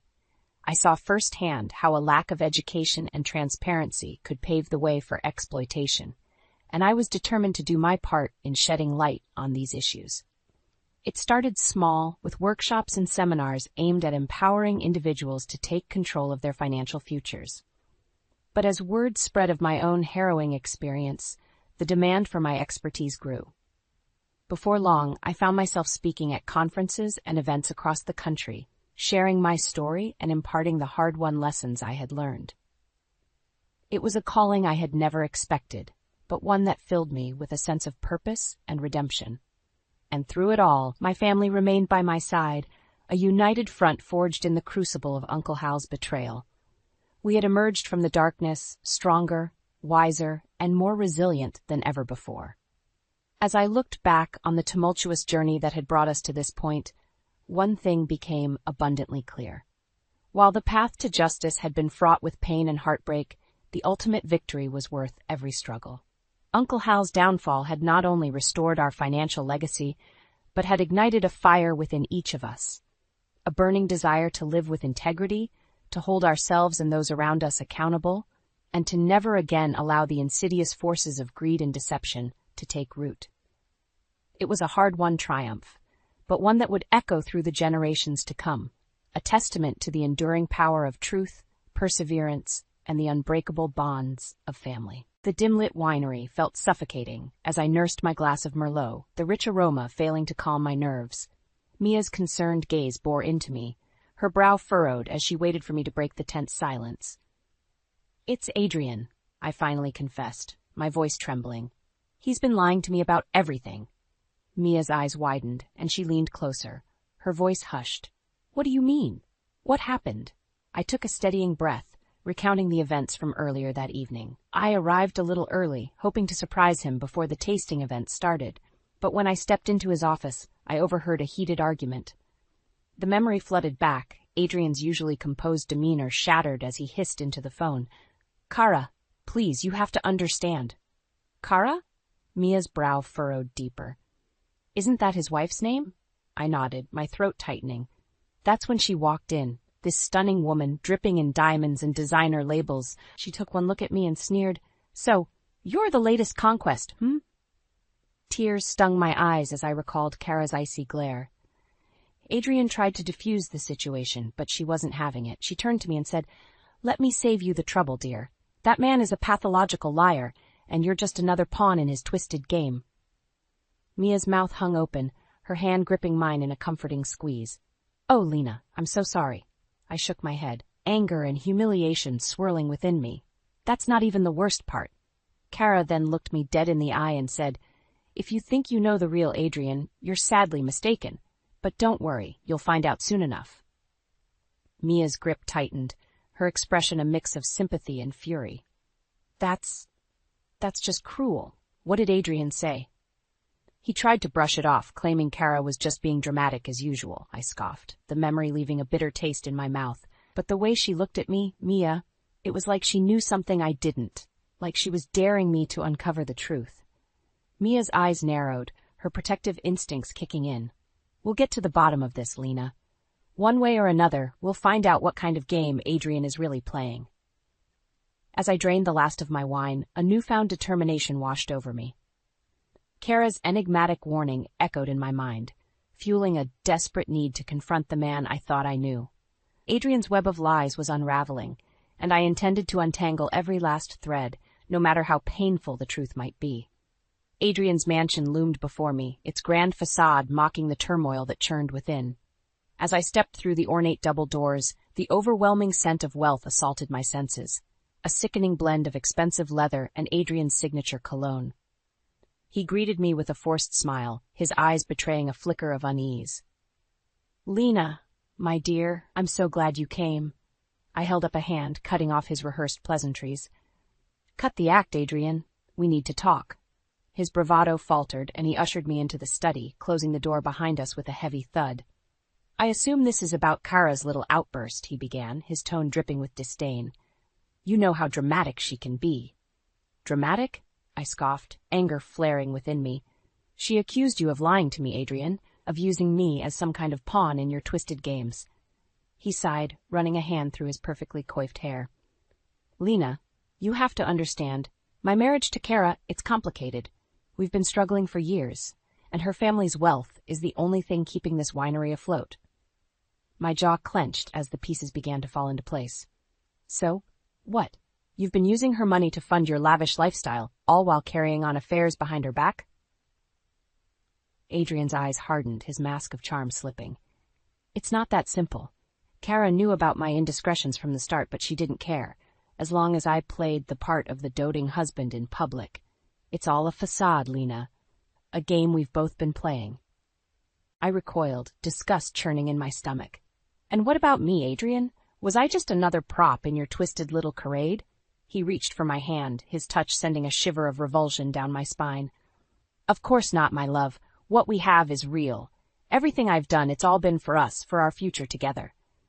I yanked my hand away, his words like venom seeping into my veins. Our future? I spat, shaking my head in disbelief. How can you talk about our future when you've built your entire life on lies? Adrian's jaw tightened, his eyes hardening with determination. Because I love you, Lena, and I'm willing to do whatever it takes to make our dreams a reality. As he spoke those words, a chill ran down my spine. The man before me was a stranger, his charming facade crumbling to reveal a twisted, manipulative soul. And in that moment, I realized that no matter how deep my feelings ran, I could never trust a word that fell from his deceitful lips. The harsh buzz of my phone jolted me from my restless slumber. Groggily, I fumbled for the device, squinting at the caller ID. It was Mia. Hello? My voice was thick with exhaustion. Lena, thank God you picked up, Mia blurted, her tone laced with urgency. We need to talk, in person. An icy tendril of dread snaked through me. What's going on? It's about Adrian, she said, her voice dropping to a hushed whisper. I've uncovered some unsettling information. Within the hour, I found myself at Mia's doorstep, anxiety gnawing at my insides. She ushered me inside, her expression grave. Spill it, I demanded, bracing myself for the worst. Mia took a deep breath. Remember Samantha Wilkins from college? The one who transferred after our sophomore year? I nodded, my brow furrowing in confusion. Well, I ran into her at the grocery store yesterday, Mia continued, and she mentioned something. Disturbing. My heart pounded in my ears as I waited for her to continue. Apparently, she and Adrian had a fling a few years back, Mia revealed, her words like a punch to the gut. And according to Samantha, he was stringing along multiple women at the same time, feeding them all the same lies about leaving his wife. I felt the room spin, nausea churning in my stomach. No, it can't be. Mia's expression hardened. That's not all. Samantha said that once Kara caught wind of Adrian's affairs, she went into full-on revenge mode. She's been gathering evidence, documenting every sordid detail, all to strip him of everything in their inevitable divorce. My head was reeling, Adrian's betrayal cutting deeper with each revelation. But why go to such extremes? Mia's gaze softened. Kara's family is obscenely wealthy, Lena. If she plays her cards right, she could not only take the winery but destroy Adrian's reputation in the process. A bitter laugh escaped my lips. So while he's been playing us all for fools, his wife has been playing the long game. Mia reached out, giving my hand a reassuring squeeze. I'm so sorry, Lena. I know how much you cared for him. Tears stung my eyes as the weight of Adrian's deceit crashed over me. The man I thought I knew, the future I had envisioned, it was all a lie. A carefully constructed mirage designed to feed his insatiable ego and greed.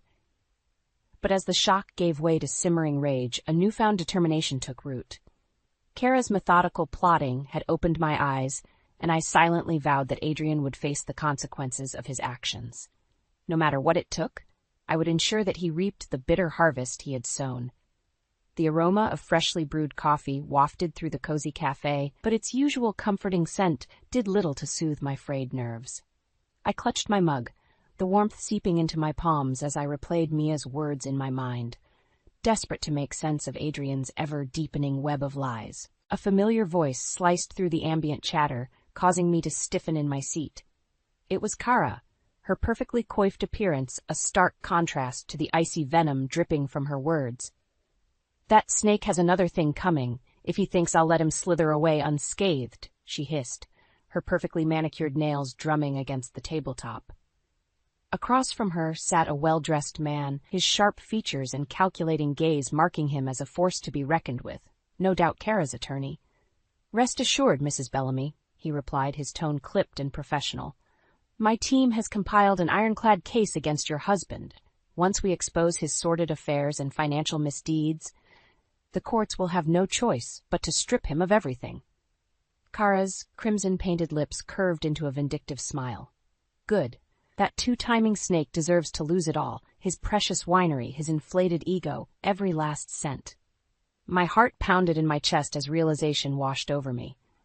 This wasn't just a bitter divorce. It was a meticulously orchestrated takedown, and Adrian was the unfortunate target in Kara's crosshairs. And those whores he's been cavorting with? Kara sneered, her eyes glinting with malice. They'll get their just desserts, too. I want their dirty little secrets dragged out into the open for everyone to see. My blood ran cold, the implications of her words sinking in like a lead weight. She wasn't just after Adrian. She was coming for all of us, his unsuspecting conquests caught in the crossfire of her vengeful crusade. The lawyer nodded, his expression betraying no emotion. "Consider it done, Mrs. Bellamy. Your husband's indiscretions will be laid bare for the world to witness." As they rose to leave, Kara's gaze momentarily locked with mine, her eyes narrowing in recognition. A cruel smirk played at the corners of her mouth, a silent taunt that sent a chill down my spine.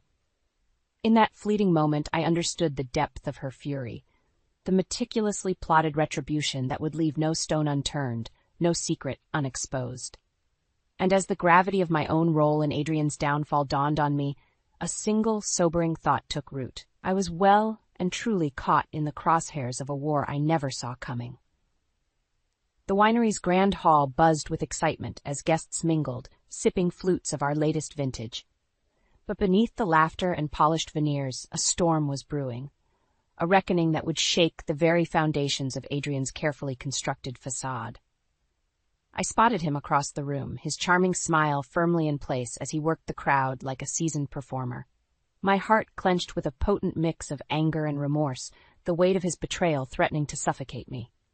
Before I could second-guess myself, I strode toward him, weaving through the clusters of well-heeled socialites until I stood mere feet away. "Adrian," I called out, my voice ringing with steely resolve. He turned, his easy grin faltering as our eyes met. "Lena, darling, what a pleasure to—" "Cut the act," I snapped, my words slicing through his rehearsed pleasantries. "We need to talk, in private." His brow furrowed, but he nodded, leading me through a side door and into the shadowed confines of the empty barrel room. The heavy thud of the door closing behind us seemed to echo off the weathered oak, underscoring the weight of the confrontation to come. Adrian's mask slipped, his expression hardening. "What's this about, Lena? You're causing quite a scene." I laughed bitterly, shaking my head. "A scene? Please, Adrian, we both know this entire charade is one big performance." I stepped closer, my words laced with venom. "I know everything. The lies, the affairs, Kara's meticulous plan to strip you of everything you've built on deceit." His eyes widened, panic flickering across his features before he regained his composure. "Lena, whatever Kara has told you, it's not just Kara," I cut him off, my voice trembling with barely contained fury. "I've heard it from others too, people you've used and discarded like pawns in your twisted games." Adrian's jaw clenched, his eyes narrowing. "I see. So, you've chosen to align yourself with my vengeful wife, is that it?" I matched his steely glare, undeterred. "I've chosen to stand against your lies, Adrian, against the web of manipulation you've spun, ensnaring anyone foolish enough to fall for your charms." His lips curved into a contemptuous sneer. "And what, pray tell, do you hope to gain from this misguided crusade? A pat on the back from Kara? A fleeting sense of vindication before she casts you aside like the rest of us?" I stepped closer, my voice lowering to a fierce whisper. "I want you to face the consequences of your actions, Adrian. I want you to reap what you've sown, the pain, the humiliation, the utter destruction of everything you've built on deceit." For a moment, Adrian's mask slipped, his eyes flickering with genuine fear. But just as quickly, his bravado returned, a cruel smirk twisting his features. "Very well, my dear," he purred, his voice laced with menace. "If it's a war you want, you'll have it. But mark my words, when the dust settles, you'll deeply regret throwing in your lot with Kara." As he turned on his heel and stormed out, I couldn't help but shiver at the ominous promise lingering in his wake. But any trepidation was overshadowed by a fierce determination, a resolve to see this bitter feud through to its inevitable, catastrophic end. Come what may, Adrian would face the consequences he so richly deserved. And I would be there, standing resolute to witness his downfall. The stale air of the courtroom hung heavy, charged with tension as I took my place on the witness stand. Across the aisle, Adrian sat rigidly, his once charming veneer cracked and fading under the harsh reality of his impending reckoning. Kara's attorney, Mr. Morris, approached me, his gaze steely and calculating. "Ms. Rivers, please state your relationship to the defendant." I swallowed hard, my mouth suddenly dry. "Adrian Bellamy and I were involved in an intimate relationship for nearly a year." A murmur rippled through the courtroom, but Morris silenced it with a sharp look. "And during this time, Were you aware of Mr. Bellamy's marital status? My jaw tightened. No, Adrian deliberately misled me, claiming he was separated from his wife. Morris nodded, his expression grave. I see. And when did you become aware of the true nature of his deception? The memories flooded back, the confrontation at the winery, the sickening revelations about Adrian's multiple affairs. It was brought to my attention by Mrs. Bellamy herself, as well as other sources, that Adrian had been engaging in numerous extramarital affairs while portraying a very different public image. Objection, Your Honor. Adrian's lawyer barked, jumping to his feet. Hearsay and speculation. The judge fixed me with a stern look. Ms. Rivers, please confine your testimony to first-hand knowledge and facts. I took a steadying breath. Very well, what I can attest to is Adrian's pattern of dishonest behavior and blatant disregard for the truth. He lied to me repeatedly about the nature of his marriage, his financial situation, and his intentions for our future together. Morris nodded, his expression grim. Thank you, Miss Rivers. No further questions for now. He turned to face the judge. Your Honor, we would like to submit into evidence a series of documented communications between the defendant and various other women, demonstrating a clear pattern of infidelity and emotional manipulation. As the damning evidence was presented, I risked a glance at Adrian. His usual bravado had crumbled, his shoulders slumped in defeat as the weight of his transgressions bore down upon him. Morris continued his relentless assault, painting a vivid picture of Adrian's web of lies and the calculated efforts to conceal his indiscretions from his wife. With each revelation, each incriminating piece of evidence, the noose around Adrian's neck tightened. Finally, Morris turned to me once more. Miss Rivers, in your opinion, based on your first-hand experience, what motivated the defendant's actions? I took a deep breath, meeting Adrian's hollow gaze head-on. Greed and ego, I stated firmly. Adrian Bellamy is a man consumed by his own desires, willing to crush anyone and anything in his path to maintain his lavish lifestyle and inflated sense of self-worth. A deafening silence fell over the courtroom as my words hung in the air, their weight undeniable. In that moment, I saw the last remnants of Adrian's arrogant facade shatter, laying bare the ugly truth that had been festering beneath the surface all along. As I stepped down from the stand, a sense of grim satisfaction washed over me. The wheels of justice were in motion, and Adrian's carefully constructed house of cards was crumbling around him. After so many lies, so much pain and heartache, he would finally face the consequences of his actions. The cavernous interior of Adrian's once opulent home echoed with a deafening silence, its grand furnishings and lavish decor now mere relics of a life built on deceit. As I stepped into the dimly lit foyer, the weight of his downfall seemed palpable, a tangible presence hanging in the stale air. Lena? Kara's voice sliced through the stillness, her heels clicking against the marble floor as she emerged from the shadows. I'm glad you could make it.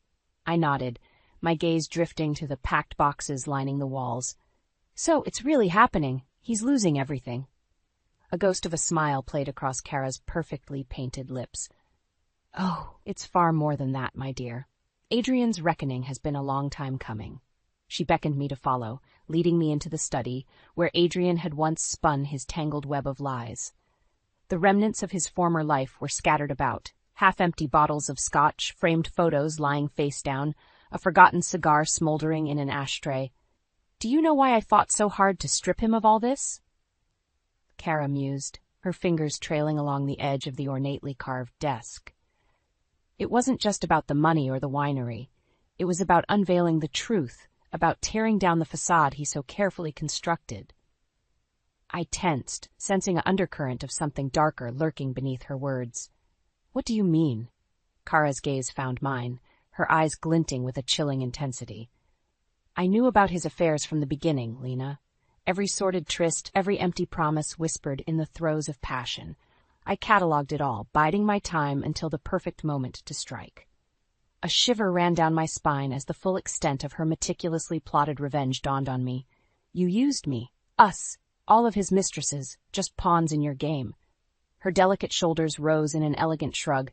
A necessary sacrifice, I'm afraid. You see, Adrian's greatest downfall wasn't his insatiable appetite for infidelity. It was his arrogance, his unwavering belief that he could continue to spin his lies indefinitely without consequence. I recoiled, sickened by the calculated cruelty behind her actions. So, what? You decided to teach him a lesson by destroying not just his life, but the lives of anyone caught in the crossfire? Kara's gaze hardened, her voice taking on a razor-sharp edge.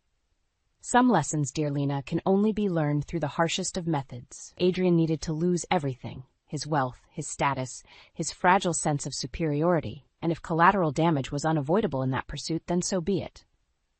As her words hung in the air, I found myself questioning the lines between justice and retribution, vengeance and vindication. Kara's actions, however calculated, had left a trail of devastation in their wake. Lives upended, reputations shattered, all in service of her single-minded quest for revenge. And in that moment, as I stood amidst the ruins of Adrian's former life, I couldn't help but wonder, had we, his unwitting pawns, simply traded one devil for another? The crisp autumn breeze carried the faint scent of change as I settled onto the worn leather couch, my therapist's gentle gaze fixed upon me with a patient understanding. It had been months since the explosive downfall of Adrian Bellamy, and yet the reverberations of that tumultuous chapter still echoed within me. "How are you feeling today, Lena?" Dr. Wilkins prompted, her voice a soothing balm against the memories that threatened to resurface.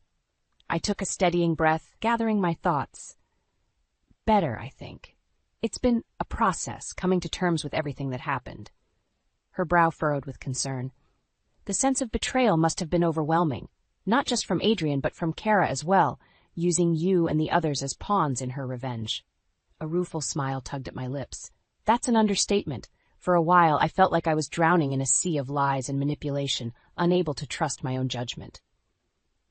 Dr. Wilkins nodded, her expression one of quiet empathy. Yet here you are, emerging from that storm stronger and wiser. What has helped you find solid ground again? The answer came easily, a newfound sense of purpose burning brightly within me. Helping others who have been through similar situations, lending an understanding ear, offering guidance and resources, it's been cathartic in a way. A proud smile graced the therapist's features. That's wonderful, Lena. Turning your pain into a catalyst for positive change is an incredibly brave and selfless act. As our session drew to a close, I stepped out into the crisp air, inhaling deeply. The weight that had once threatened to crush me had lightened, replaced by a steely resolve and a profound sense of growth. Later that evening, as I sipped a glass of rich Cabernet, my phone buzzed with an incoming call. It was Mia, her voice tinged with a mix of sympathy and triumph. "Lena, did you hear? Adrian's been spotted, living out of a run-down motel on the outskirts of town." A pang of something indescribable tugged at my heart, a strange amalgam of pity and vindication. The man who had once commanded such wealth and prestige had been reduced to a shadow of his former self, his grand ambitions crumbling beneath the weight of his own misdeeds. "I did hear, yeah," I replied, my voice steady. "It's a lot to take in, seeing how far he's fallen." Mia's tone softened. "Are you going to be okay? I know this whole ordeal has been incredibly difficult for you." A soft, resolute smile curved my lips as I gazed out at the setting sun, its warm hues painting the sky in vibrant shades of redemption. "I'm going to be just fine, Mia. In fact, I've never felt more ready to embrace the future, one free from Adrian's twisted lies and the toxic cycles of deceit."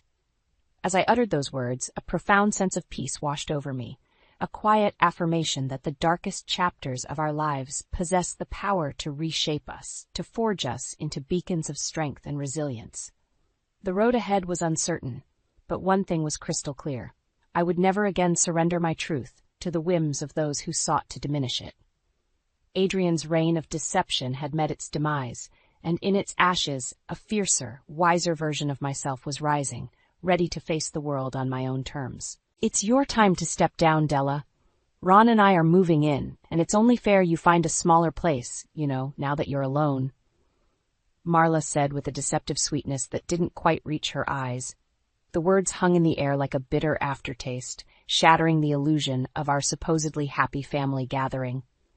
I struggled to maintain my composure, my heart thumping as I glanced at the smug expressions of my stepdaughter and her new husband. Greg's untimely passing had left a void in our lives, and I'd naively hoped we could move forward as a united family. but Marla's announcement made it painfully clear that she had ulterior motives, her eyes glinting with a sense of entitlement that sent a chill down my spine. "I appreciate your concern, Marla," I replied, forcing a tight smile. "But this is still my home, and I have no intentions of leaving any time soon." Ron cleared his throat, leaning back in his chair with an air of smugness. "Well, the way I see it, you're just a temporary guest here. Greg left this place for his blood family, not some stepmom he picked up later in life." My jaw clenched at his disrespectful tone, but I refused to take the bait. Greg's will had been frustratingly ambiguous regarding the house, a loophole I knew Marla would exploit with her cunning manipulations. "That's enough, Ron," I said firmly, meeting Marla's gaze with unwavering resolve. "I think it's best if you two leave. We'll discuss this another time, preferably with cooler heads." Marla's lips curled into a sneer as she rose from her chair, her eyes narrowing with disdain. "Don't think for a second that I'll let this go, Della. This is my rightful inheritance, and I won't let you stand in my way." As they stormed out, the weight of Marla's words sank in, triggering a flood of memories from our past confrontations. She had always been a master manipulator, playing the victim while subtly undermining my relationship with Greg. And now, with him gone, she saw an opportunity to seize control, oblivious to the consequences of her actions. Steeling my resolve, I knew I couldn't let her win this battle. Marla had underestimated my determination, and I was prepared to do whatever it took to protect what was rightfully mine and teach her a lesson she wouldn't soon forget. With trembling hands, I poured myself a glass of wine, seeking solace in the familiar warmth of the burgundy liquid.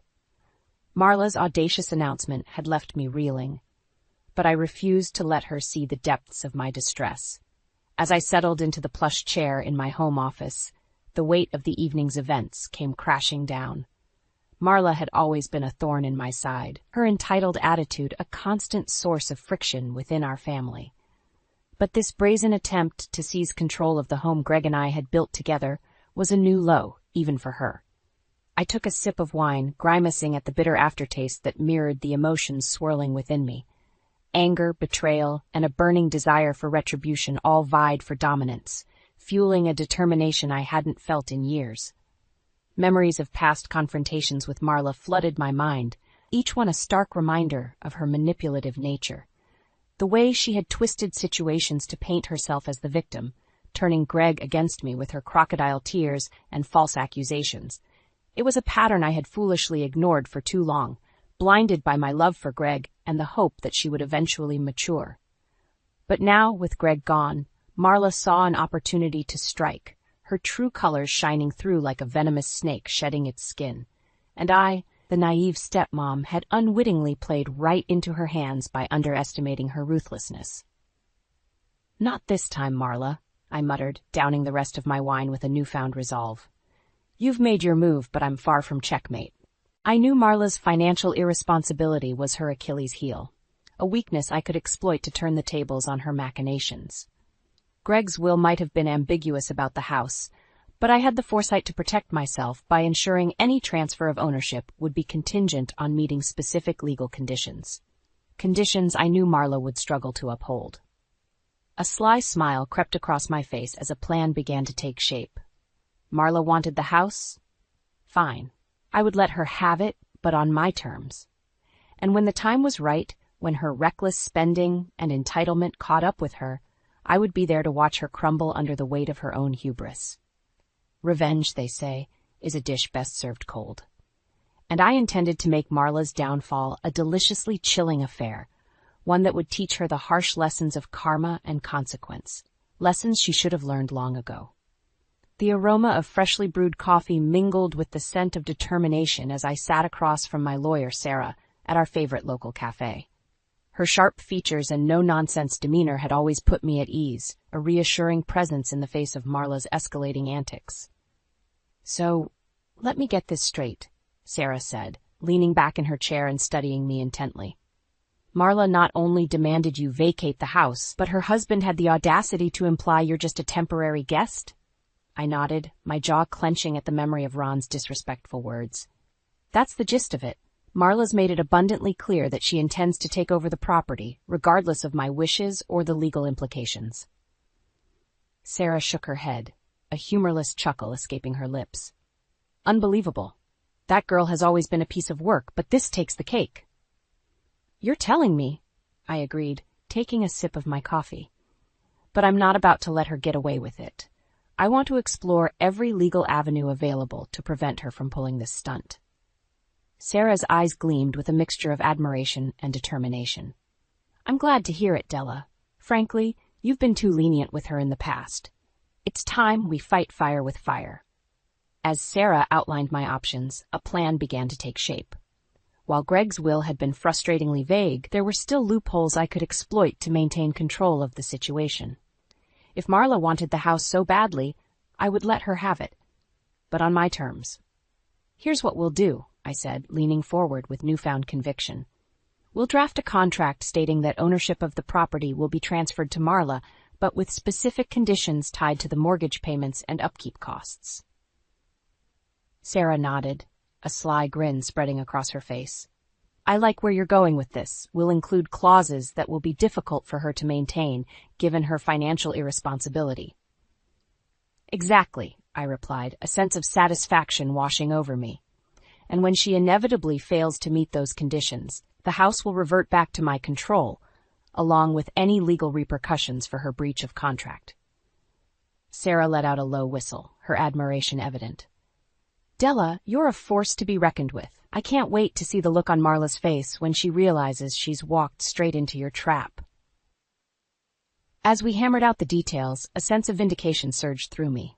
Marla had always underestimated my resilience, mistaking my kindness for weakness. But now, she would learn the hard way that crossing me had severe consequences. Let the games begin, I muttered, a wry smile playing on my lips as I imagined the look of shock and outrage on Marla's face when she realized the true extent of my machinations. The air was thick with tension as I watched the movers carry box after box into the house I had called home for so many years. Marla's smug expression was a stark contrast to the sadness etched onto her husband Ron's face, a hint of guilt flickering in his eyes as our gazes met. I hope you're happy now, I said, unable to mask the bitterness in my tone. You've finally gotten what you wanted. Marla scoffed, tossing her hair over her shoulder with a dismissive flick of her wrist. Don't be so melodramatic, Della. This is just the natural order of things. You had your time, and now it's ours. I bit back a scathing retort, reminding myself to play along, for now. Sarah's careful legal maneuvering had ensured that Marla's so-called victory would be short-lived, and I intended to savor every moment of her impending downfall. As the last of my belongings were loaded into the moving van, I took one final glance around the house, committing every detail to memory. The walls that had witnessed countless family gatherings, the kitchen where I had prepared countless meals, the living room where Greg and I had spent countless evenings cuddled together on the couch. A pang of sadness tugged at my heart, but I quickly pushed it aside, steeling my resolve. This was no longer my home.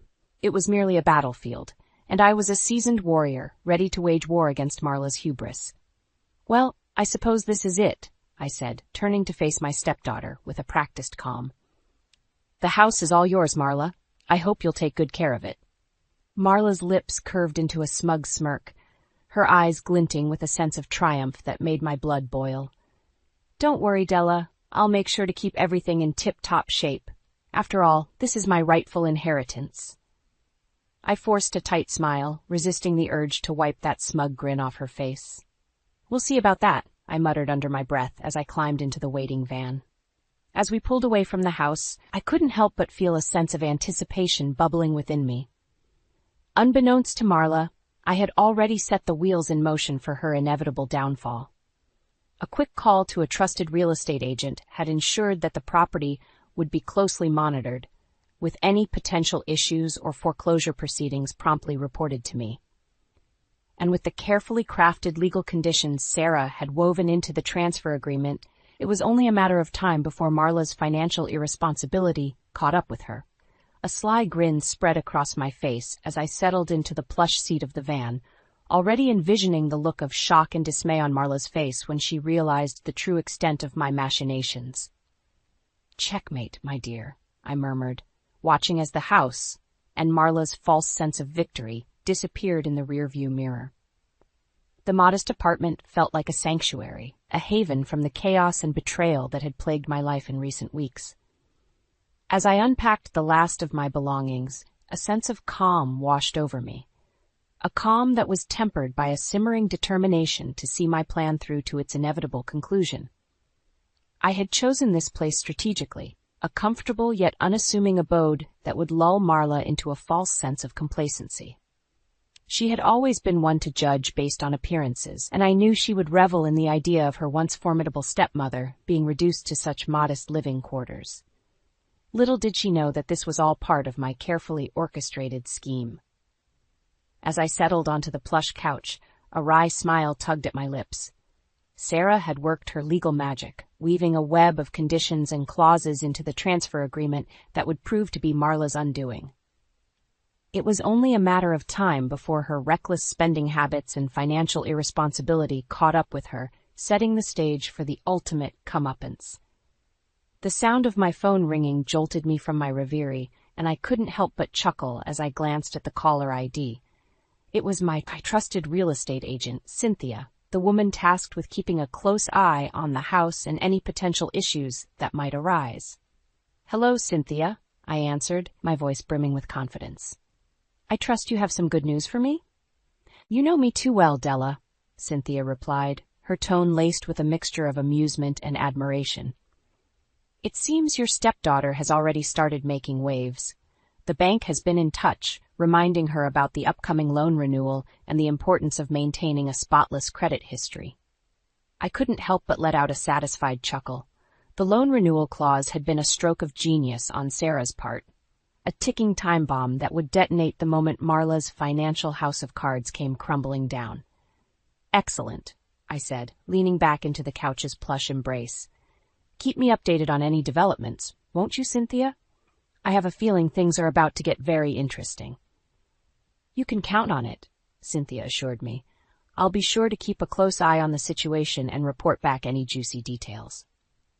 As I ended the call, a sense of anticipation coursed through my veins.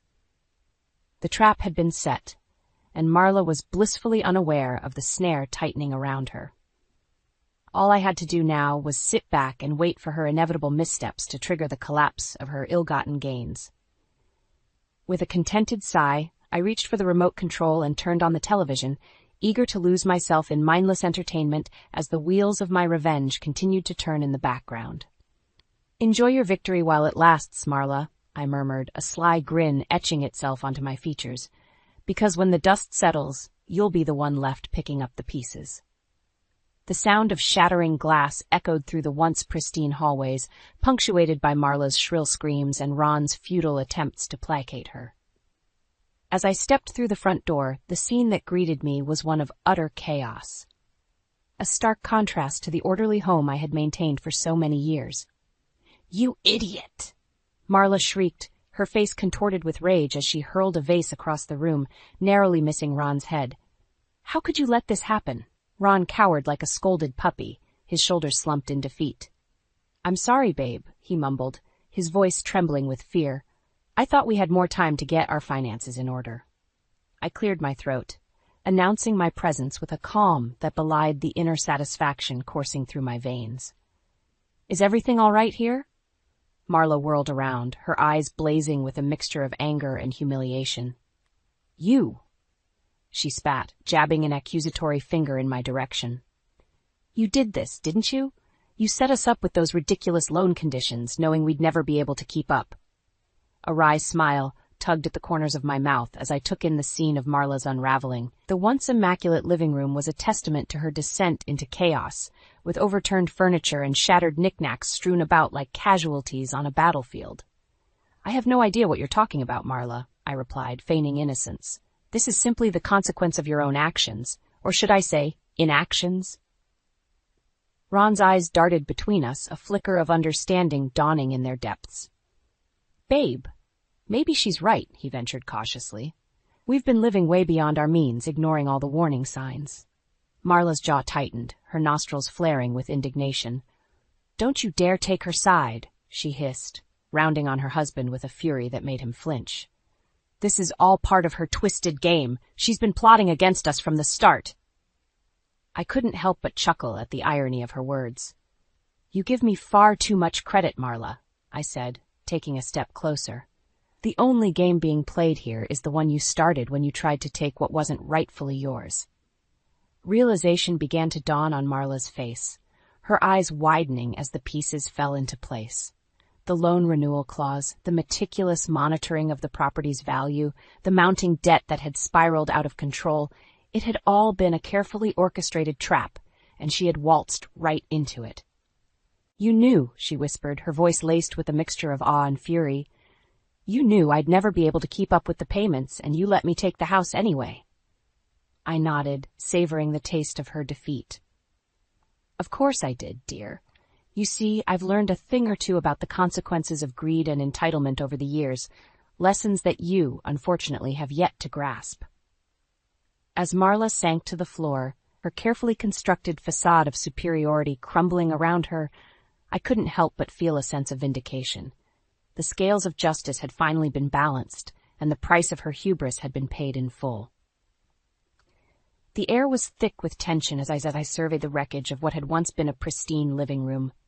Marla sat on the floor, her shoulders slumped in defeat, while Ron hovered nearby, his expression a mixture of guilt and resignation. "Well, well, look at the mess you've made," I said, my voice laced with a mix of triumph and pity. "And to think, this could have all been avoided if you'd just learned to control your entitlement and greed." Marla's head snapped up, her eyes blazing with fury. "Don't you dare lecture me, Della," she spat, her words dripping with venom. "This was all part of your twisted little revenge scheme, wasn't it?"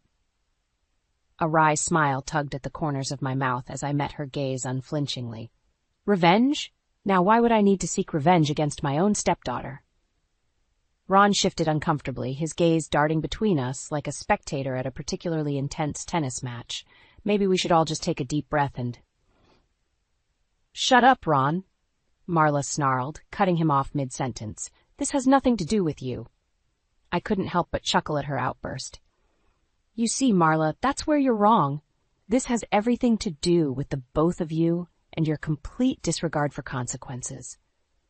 Marla opened her mouth to retort, but I held up a hand, silencing her. "No, let me finish. For years I've watched you manipulate and scheme, always taking what you wanted without a second thought for the fallout. You tried to turn Greg against me, you tried to take this house that wasn't rightfully yours, and all the while you've been living beyond your means, racking up debt like it was a badge of honor."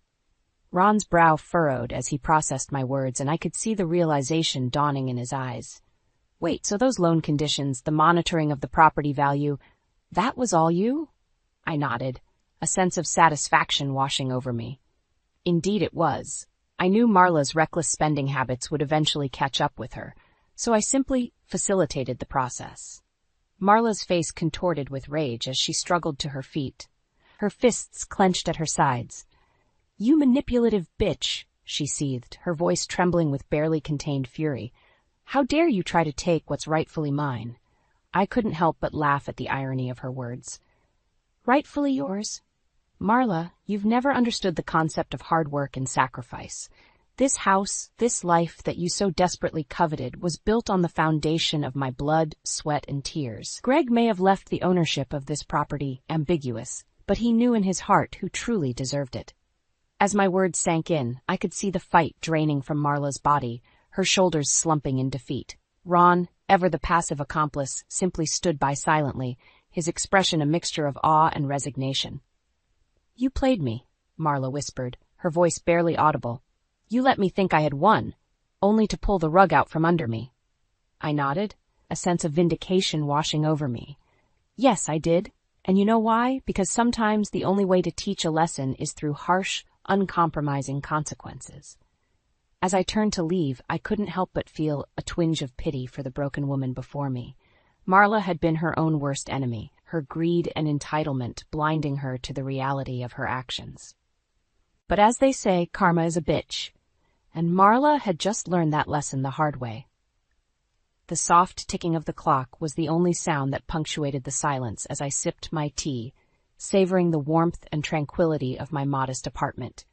It had been several months since the fateful confrontation that had shattered Marla's delusions of grandeur, and in that time my life had settled into a comfortable routine.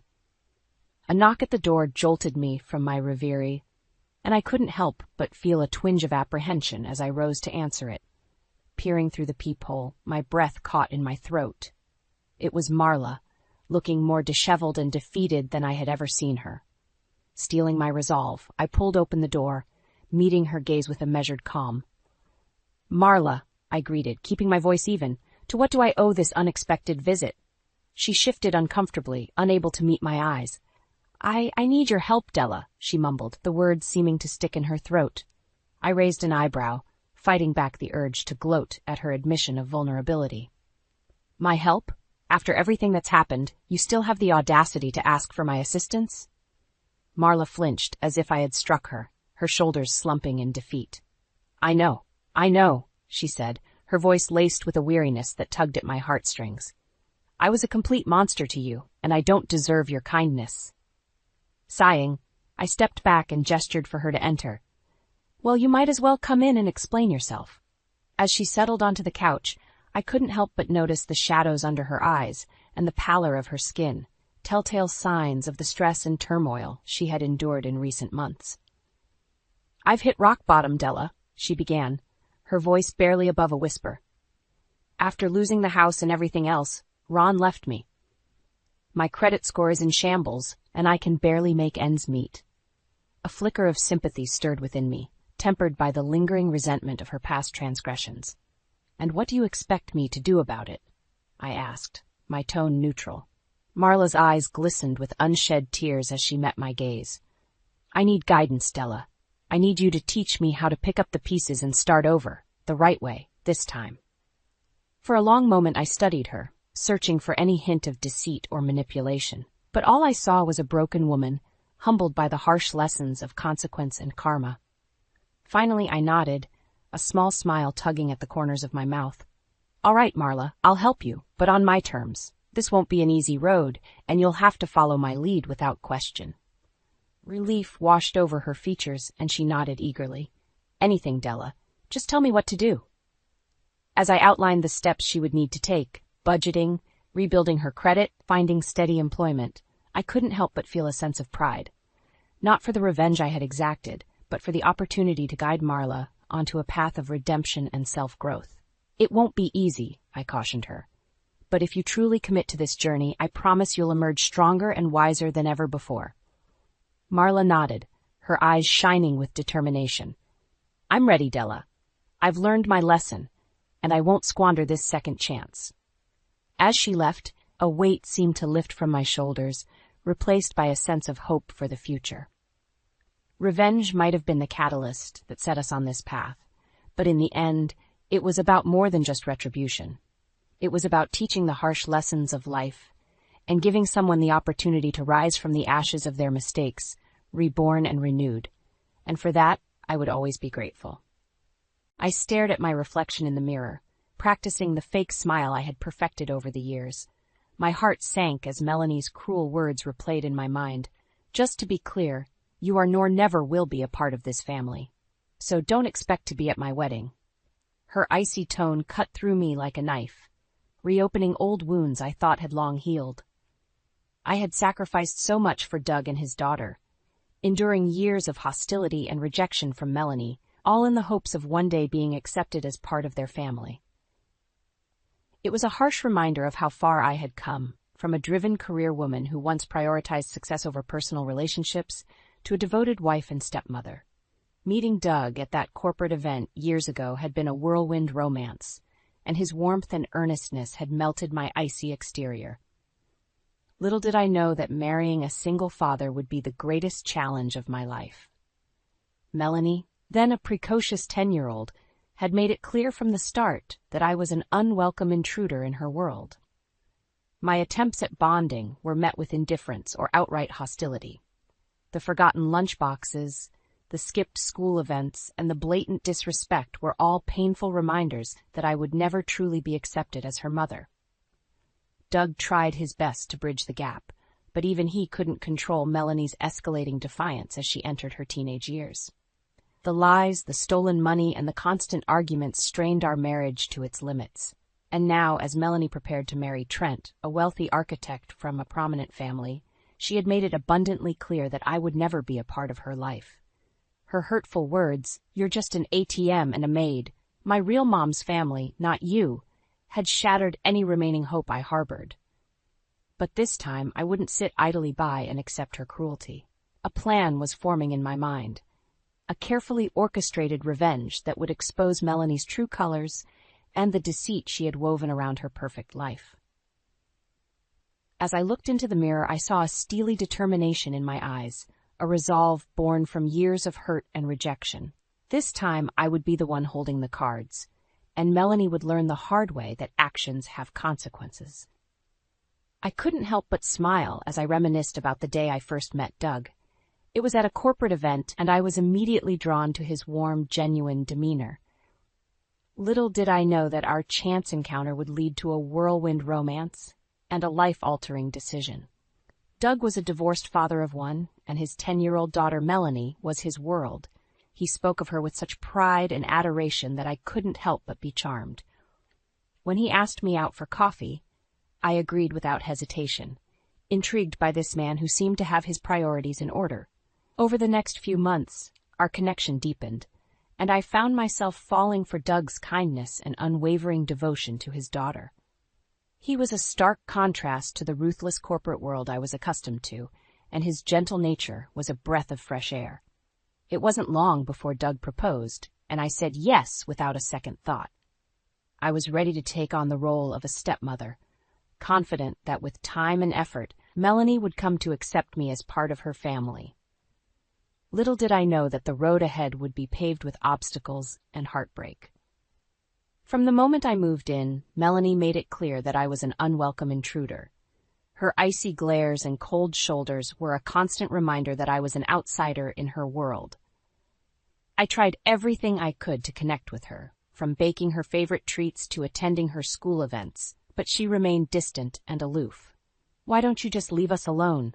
she would snap whenever I attempted to engage with her. "You'll never be my real mom."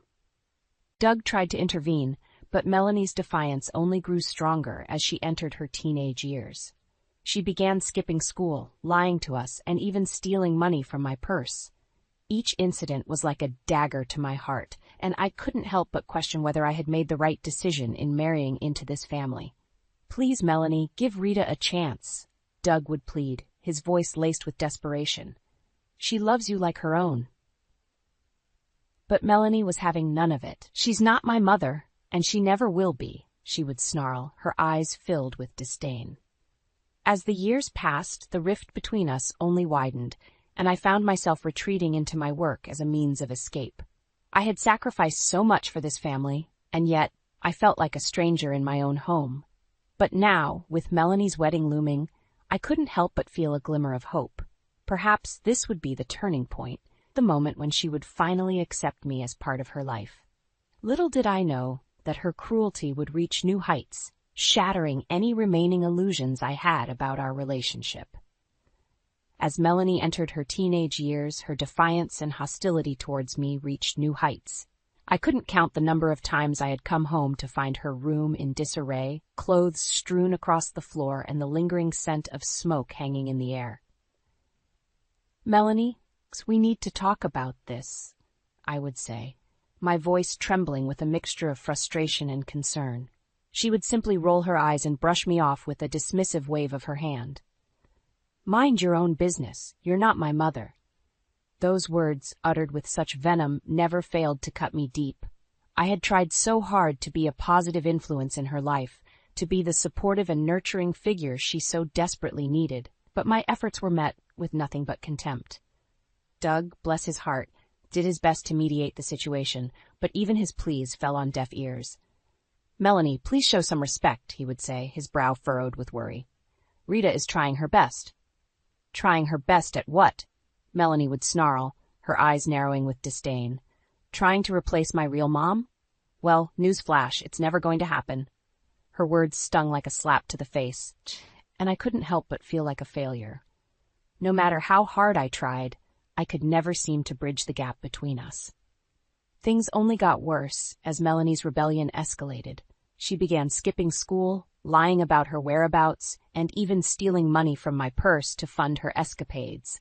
I would come home to find my carefully packed lunch for her untouched, the sandwiches growing stale and the fruit withering away. "Where have you been?" I would demand, my heart racing with fear and frustration. "None of your business," she would snap, brushing past me without a second glance. The final straw came at one of her high school events, where I had gone out of my way to attend, hoping to show my support and perhaps finally earn a modicum of respect from her. But as I approached her group of friends, smiling and waving, Melanie's reaction was nothing short of devastating. "What are you doing here?" she hissed, her eyes narrowing with disdain. "You're not my mother. Stop pretending you are." The words hung in the air like a thick, suffocating fog, and I could feel the eyes of her friends upon me, judging and pitying me in equal measure.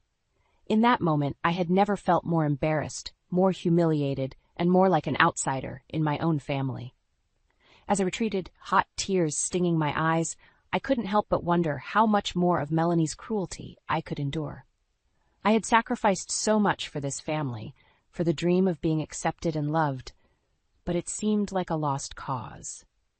Little did I know that the worst was yet to come, and Melanie's vicious words on the eve of her wedding would be the final straw that unleashed a storm of revenge that had been brewing for years.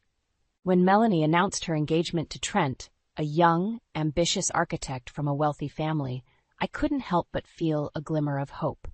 Perhaps this would be the turning point in our relationship, the moment when she would finally accept me as part of her life. But as I soon discovered, my optimism was misplaced. Trent was a charming young man, with a confident demeanor and a bright future ahead of him. As he and Melanie shared the details of their whirlwind romance, I couldn't help but be struck by the stark contrast between them. He was poised and articulate, while Melanie seemed almost childlike in his presence, her usual defiance replaced by a strange docility. "We're so excited to start this new chapter together," Trent gushed, his arm draped protectively around Melanie's shoulders. I forced a smile, pushing down the nagging doubts that had begun to surface. "Congratulations," I said, my voice strained. "I'm so happy for you both." Melanie barely acknowledged me, her eyes fixed on Trent with an almost worshipful gaze. It was as if I was invisible, a mere footnote in her life. As the wedding planning began, Melanie's true colors quickly resurfaced. She became increasingly dismissive and condescending towards me, treating me more like a servant than a member of the family. "Rita, can you make sure the caterers have everything they need?" she would bark, her tone laced with impatience. When I tried to offer suggestions or input, she would shut me down with a wave of her hand. "Don't worry your pretty little head about it," she would say, a cruel smirk playing on her lips. "Just leave the important decisions to the real family." And then, just days before the wedding, the final blow came. "Just to be clear," Melanie said, her words slicing through me like a knife, "you are nor never will be a part of this family, so don't expect to be at my wedding." The venom in her voice was unmistakable, and I felt my heart shatter into a million pieces. After years of trying, of sacrificing, of enduring her cruelty in the hopes of one day being accepted, she had made it abundantly clear that I would never be anything more than an outsider. "You're just an ATM and a maid," she spat, her eyes narrowed with contempt. "My real mom's family, not you."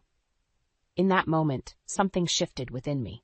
The hurt and anger that had been simmering beneath the surface for years finally boiled over, and a newfound sense of determination took hold.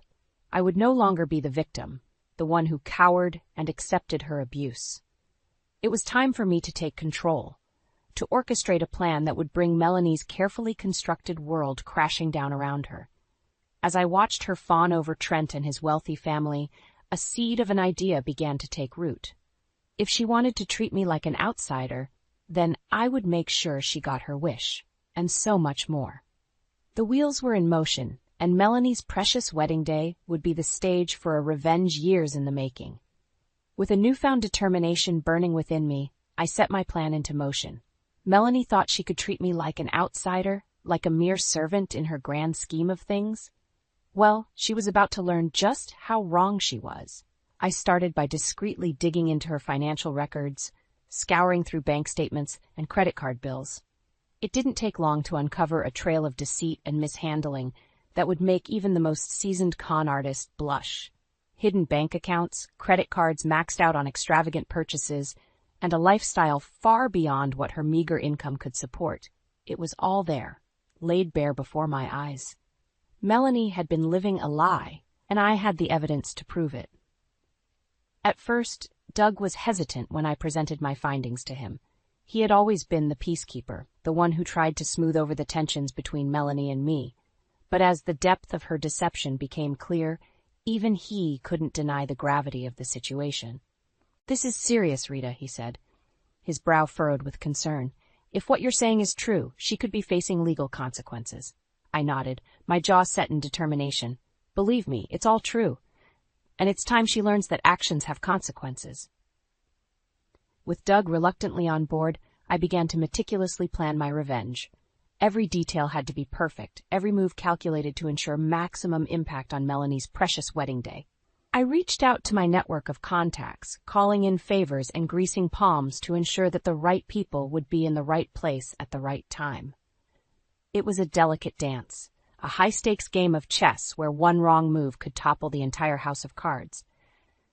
But I was determined, fueled by years of rejection and humiliation at the hands of Melanie.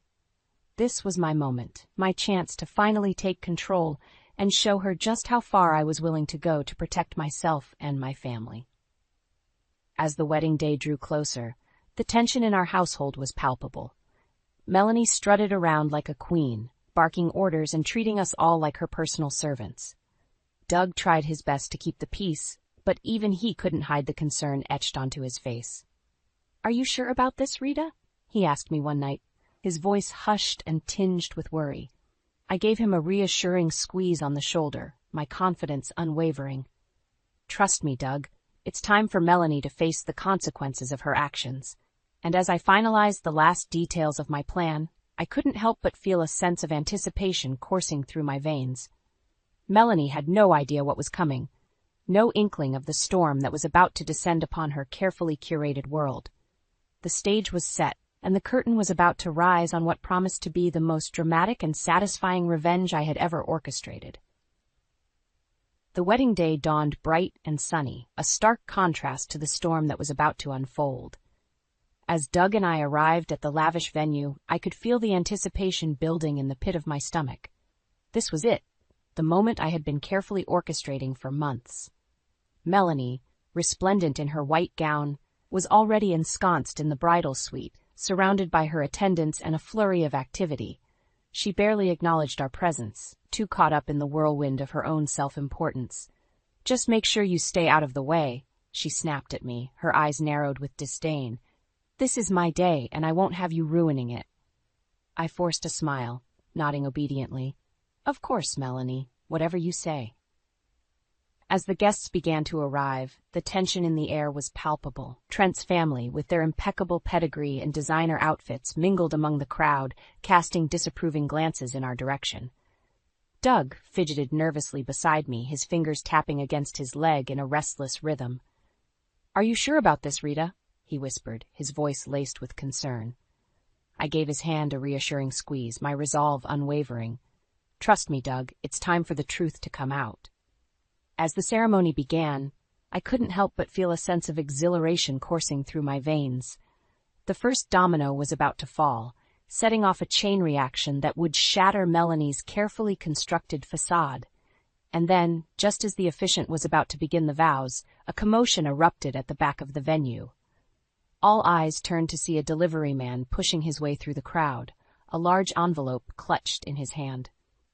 "Delivery for Mr. Trent Holloway," he announced, his voice echoing through the hushed silence.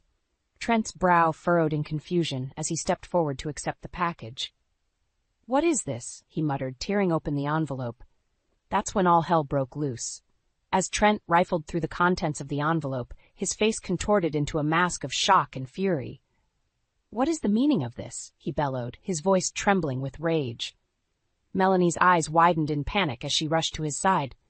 "Trent, what's going on?" But Trent wasn't listening. He held up the damning evidence, his eyes boring into Melanie's with a mixture of betrayal and disgust. "How could you, Melanie?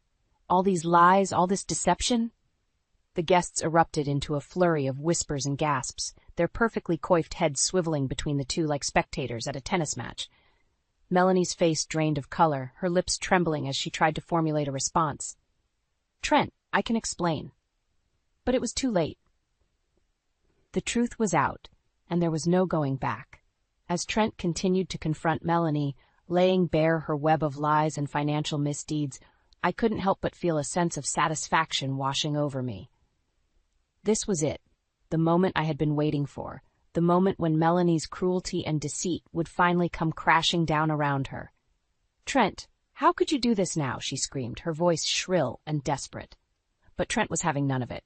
"How could I?" he roared, his face twisted with fury. "How could you, Melanie? You've been lying to me, to all of us, from the very beginning." As the chaos unfolded, I caught Doug's eye from across the room. He gave me a small nod, a silent acknowledgement of the justice that was being served. And in that moment, as Melanie's world crumbled before our very eyes, I knew that I had finally taken control. The years of rejection, the constant belittling, the feeling of being an outsider in my own family, it had all led to this moment of sweet, satisfying revenge. Melanie may have thought she could treat me like a servant, but in the end, it was I who had pulled the strings, orchestrating her downfall with precision and cunning. And as the repercussions of her actions began to rain down upon her, I couldn't help but feel a sense of vindication, a validation that my sacrifices and pain had not been in vain. The curtain had fallen on Melanie's grand charade, and I was the one left standing, triumphant and unapologetic. As the chaos unfolded around us, it was as if time itself had ground to a halt. The lavish wedding venue, once a vision of elegance and grandeur, had been transformed into a battleground of betrayal and recrimination. Trent's face was contorted with fury, his fingers clenched tightly around the damning evidence of Melanie's deceit. "How could you do this to me, Melanie?" he roared, his voice reverberating through the hushed silence. "How could you lie and manipulate me like this?" Melanie, for once, was at a loss for words. Her carefully cultivated facade of poise and confidence had shattered, revealing the true colors of her selfish and manipulative nature. She opened and closed her mouth like a gasping fish, her eyes darting frantically around the room, seeking an escape from the harsh glare of judgment that surrounded her. "Trent, please?" She finally managed to choke out, her voice trembling with desperation. "It's not what it looks like. I can explain." But Trent wasn't having any of it. With a swift motion, he tore off the ring that had symbolized their ill-fated union, hurling it to the ground with a clatter. "There's nothing to explain, Melanie," he spat, his eyes narrowed with contempt. "You've been playing me for a fool from the very beginning, and I won't stand for it any longer." Around us, the guests erupted into a cacophony of whispers and gasps, their perfectly coiffed heads swiveling back and forth like spectators at a tennis match. Melanie's own family, the ones she had held in such high regard, recoiled in horror, their faces etched with a mixture of shock and disgust. And in the midst of it all, there was Doug, standing by my side, his hand clasped tightly in mine. "We're here just to see the truth come out," he murmured, his voice laced with a strange sense of resignation. "Justice doesn't need an invitation." As the confrontation between Trent and Melanie escalated, the details of her deception spilled forth like a foul-smelling torrent. Hidden bank accounts, fraudulent loans, and a litany of lies that had formed the very foundation of her carefully constructed life. It was all laid bare for the world to see. Melanie's face contorted with rage, her eyes narrowing into slits as she turned her gaze towards me. "You," she hissed, her voice dripping with venom. "This was you, wasn't it? You're behind all of this." I met her accusation with a steady gaze, unflinching in the face of her fury. "I merely provided the truth, Melanie," I said, my voice calm and measured. "You're the one who chose to live a lie." With those words, it was as if a dam had burst within her. Melanie let loose a torrent of vitriol, hurling insults and threats in my direction with reckless abandon. But her words held no power over me anymore. I had finally broken free from the shackles of her cruelty, and I reveled in the sweet taste of vindication. As the chaos swirled around us, I caught sight of Trent's family huddled together, their faces etched with grim determination. It was clear that the legal repercussions of Melanie's actions were already taking shape, and the consequences she had so carelessly ignored were about to come crashing down upon her. And in that moment, as I watched the very foundation of her carefully curated world crumble before my eyes, I couldn't help but feel a sense of triumph wash over me. The years of rejection, the constant belittling, the feeling of being an outsider in my own family, it had all led to this moment of sweet, satisfying justice. Melanie may have thought she could treat me like a servant, but in the end it was I who had pulled the strings, orchestrating her downfall with precision and cunning. And as the repercussions of her actions began to rain down upon her, I knew that my sacrifices and pain had not been in vain. The curtain had fallen on Melanie's grand charade, and I was left standing tall, vindicated, and unapologetic. Justice, it seemed, had finally found its way home. In the aftermath of Melanie's grand unraveling, the world seemed to move in slow motion. The once pristine wedding venue lay in shambles, a crumpled reminder of the charade that had come undone with such spectacular force. As the dust settled, the true extent of Melanie's deception became painfully clear. Lawsuits from Trent's family rained down like a relentless storm, each one a damning indictment of her lies and financial misdeeds. Charges of fraud and embezzlement loomed large, casting a dark shadow over her once promising future. And through it all, Melanie remained defiant, lashing out at anyone who dared to cross her path. "You'll all pay for this," she snarled, her eyes wild with fury. "Nobody does this to me and gets away with it." But her threats rang hollow, mere echoes of the power she had once wielded with such impunity. The world had seen her for who she truly was, a manipulative, deceitful woman who had built her life on a foundation of lies. As the legal proceedings dragged on, Doug and I found ourselves caught in the eye of the storm. Lawyers and investigators swarmed around us, their questions probing and relentless. But through it all, we stood united, a bulwark against the chaos that threatened to engulf us. "We did the right thing," Doug would murmur, his hand clasped tightly in mine. "She brought this upon herself." And as the months wore on, the once indomitable Melanie began to crumble under the weight of her own actions. The family she had once held in such high esteem turned their backs on her, their disdain and disappointment a palpable force. Even her own mother, Nancy, couldn't bring herself to defend her daughter's actions. "I never thought she would stoop so low," she confessed to me one day, her eyes brimming with unshed tears. Where did I go wrong? It was a question that haunted us all, a reminder that sometimes even the best of intentions can lead to the darkest of outcomes. But through it all, I found solace in the knowledge that justice had been served. Melanie's reign of terror had come to an end, and the scars she had inflicted upon our family were finally beginning to heal. As the chaos subsided and a new sense of normalcy began to take hold, I couldn't help but feel a profound sense of gratitude wash over me. The path had been long and arduous, paved with heartache and sacrifice, but in the end, it had all been worth it. And then, just when I thought the world couldn't possibly hold any more surprises, fate intervened with a gift more precious than I could have ever imagined. It was a crisp autumn morning when I felt the first flutters of life within me, a subtle reminder that even in the darkest of moments, hope can still take root. As the realization dawned upon me, tears of joy streamed down my face, a testament to the resilience of the human spirit. When I shared the news with Doug, his eyes lit up with a joy I hadn't seen in years. "A new beginning," he whispered, pulling me close. "A chance to do things right."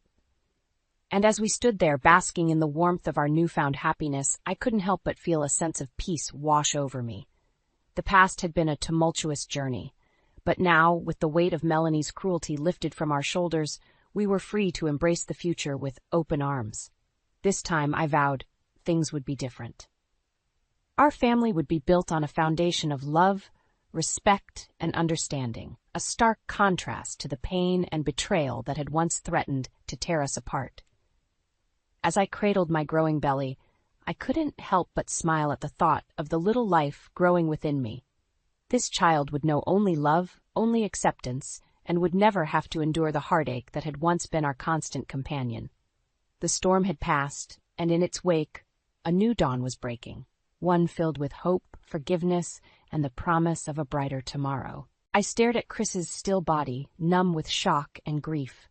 The heart monitor's flat line echoed through the room, a cruel reminder that the man I loved was gone forever. Just then, the door burst open.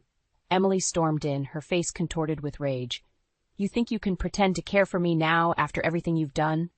Her accusation felt like a slap in the face. I opened my mouth to respond, but what could I say? Our relationship had been strained for years, ever since I married her father. "I'm not your real mother, and I never will be," I stated, my voice trembling. It was a harsh truth, but one we both knew deep down. Emily sneered. "Don't act so innocent. You manipulated my dad from the start, worming your way into our lives. And for what? His money?" "That's not true," I protested, though a part of me wondered if she was right. Had I been blinded by Chris's wealth and status? No, I loved him, didn't I? "Save it," Emily spat. "I'm going to make sure you don't get a single cent. You're nothing without him." Her words cut deep, reigniting every insecurity and doubt I'd harbored over the years. As she stormed out, I sank into the chair beside Chris's bed, burying my face in my hands as sobs racked my body. How had things gone so wrong? When Chris and I first met, I'd been drawn to his kindness, his warmth. He made me feel alive in a way I hadn't experienced in years. And despite my initial reservations about dating a man with a child, I'd fallen hopelessly in love. But Emily had never accepted me. From the moment I stepped into her life, she viewed me as a threat, an intruder. No matter how hard I tried to connect with her, she shut me out, her teenage angst morphing into a cold, calculated cruelty as she grew older. And Chris, bless his soul, had been too soft on her, too eager to keep the peace. He'd enabled her behavior, siding with her against me time and again until I felt like an outsider in my own marriage. Now, with Chris gone, I was truly alone, facing the wrath of a vengeful stepdaughter who seemed determined to destroy me. As the weight of Emily's hatred bore down, I knew one thing for certain: the battle for Chris's legacy, for my very future, had only just begun. I met Chris at a company party, back when I was working in HR at a tech firm. He walked into the room, and it was like the air shifted. I couldn't take my eyes off him. His warm smile, the confident way he carried himself. When our eyes met, something sparked between us. After the party, I couldn't stop thinking about him. A few weeks later, we ran into each other at a cafe, and he asked me out. I said yes, despite the little voice in my head warning me about his complicated situation. On our first date, he was open about his past, his failed marriage, his struggle to connect with his daughter Emily after the divorce. I admired his honesty, his vulnerability. Over dinner, I found myself drawn to his values, his desire to be a better father and partner. The more time we spent together, the deeper I fell. Chris treated me with a tenderness and respect I'd rarely experienced in my years as a single woman. He made me feel cherished, special. But I couldn't ignore the shadow that loomed over our relationship, Emily. At 16, she was a sullen, resentful teenager who clearly blamed me for her parents' divorce. She refused to give me a chance, shooting me icy glares whenever I was around. Chris tried his best to make it work, to blend our lives together. We took family trips, had game nights, went out for nice dinners. But the tension was always there, simmering beneath the surface like a dark undercurrent. "She's just going through a phase," Chris would say, wrapping his arms around me. "She'll come around eventually." I wanted to believe him, but Emily's coldness only seemed to deepen with time. Our family dinners were a war zone, with her firing off snide comments and rolling her eyes whenever I spoke. Chris would shoot her warning looks, but he never truly disciplined her, too afraid of pushing her away. As the months passed, I started to see Emily's true colors. She was manipulative, playing Chris and I off against each other to get what she wanted. One week she'd give me the silent treatment, ignoring my existence. The next she'd be all smiles and charm, regaling Chris with stories of her academic achievements or volunteer work. "She's just trying to impress you," I told Chris after one particularly nauseating display. "Can't you see she's manipulating you?" But he refused to hear it, too blinded by his love for her, too desperate to have that father-daughter bond he'd always craved. Time and again he'd make excuses for her behavior, enabling it, as if his indulgence could somehow make up for the sins of the past. Looking back now, I realize I should have run, saved myself from the heartache to come. But I was in too deep, and my love for Chris wouldn't let me abandon hope. The dangerous, foolish hope that one day, somehow, Emily would accept me. Little did I know that her hatred for me ran deeper than I could have ever imagined, and that the worst was still to come. After Chris and I got married, I hoped things might improve with Emily. I was her stepmother now, an official part of the family. Surely that had to count for something. But Emily remained as distant and hostile as ever. On our honeymoon, she called Chris multiple times, always with some dramatic crisis that needed his immediate attention. When we finally returned home, exhausted, she greeted us with a look of pure disdain. "Enjoy your little vacation?" she sneered as I walked through the door. I forced a smile. "It was lovely, thanks for asking." She rolled her eyes. "Whatever, at least now you got what you wanted, a rich husband to take care of you." The words stung, but I didn't rise to the bait. After setting my bags down, I turned to leave, only to hear her mutter under her breath, "Gold digger." I whipped back around, fury rising in my chest. "You know, Emily, I'm trying my best here, but you're making it impossible." "Alicia, Emily, that's enough." Chris's voice boomed, startling us both. He stepped between us, a pained look on his face. "Can't you two get along, just this once? For me?" Emily immediately softened, her expression turning contrite. "I'm sorry, Daddy. I'll try harder, I promise." She shot me a venomous glare, then brushed past us towards her room. Later that night, as we lay in bed, I turned to Chris. "I can't keep doing this. The way she treats me." "Shh." He pulled me close, stroking my hair. "Give it time. She's been through so much with the divorce. But she's a good kid deep down. She'll come around." I wanted to believe him, but months passed with no improvement. Emily remained sullen and withdrawn, alternating between ignoring me completely and making snide remarks whenever we crossed paths. Chris insisted on family dinners, saying it would help us bond. But they only seemed to make things worse. One night, over a meal of rubbery chicken and limp broccoli, Emily announced, "I got an A on my English paper. The professor said it was the best in the class." "That's wonderful, honey," Chris beamed. "I knew you could do it." He turned to me, his eyes shining with paternal pride. "Alicia, did you hear that? Isn't that great?" I forced a smile. "Yes, that's really impressive, Emily. Well done." She narrowed her eyes at me, nostrils flaring, as if my praise was deeply offensive. "It's no big deal, just something talented people can do." The barb hit its mark. I felt myself shrink under her withering gaze. Chris, ever the peacemaker, quickly changed the subject. But I could barely focus, Emily's words echoing in my mind like cruel taunts. After dinner, as I cleared the plates, Emily brushed past me with a sneer. "Thanks for doing your job, Cinderella." I sucked in a sharp breath, fighting back tears. Why was she so determined to hurt me at every turn? What had I done to deserve such venom from her? As the weeks rolled by, the isolation and anxiety took their toll. Some nights, I lay awake for hours, my mind racing with doubts. Was I the problem? Was I not trying hard enough? If only I could get through to Emily, make her see that I loved her father more than anything. But she seemed dead set on making my life a living hell. The young woman I'd hoped to form a bond with was little more than a vindictive stranger determined to shut me out. And the harder I tried to break through, the more viciously she lashed out, until one fateful day when all my worst fears would finally come to light. As Emily progressed through high school and college, her disdain for me only intensified. She became a master manipulator, using her charm and intelligence to wrap Chris around her finger whenever she wanted something. "Daddy, can I please get the new iPhone?" She'd coo, batting her long lashes. "All my friends have it, and I really need it for school projects." Chris would hesitate, looking at me uncertainly, but then Emily would pout those full lips, and he'd instantly cave. "Oh, all right, anything for my little girl." I'd try to reason with him later. "Chris, she's taking advantage of you. She doesn't need another new phone. Her old one works perfectly fine." But he'd just shake his head adamantly.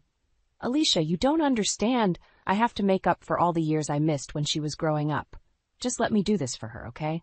And so it went, with Emily constantly working her wiles to get clothes, cars, vacations, you name it. While we lived comfortably, we certainly weren't the millionaires she seemed to think.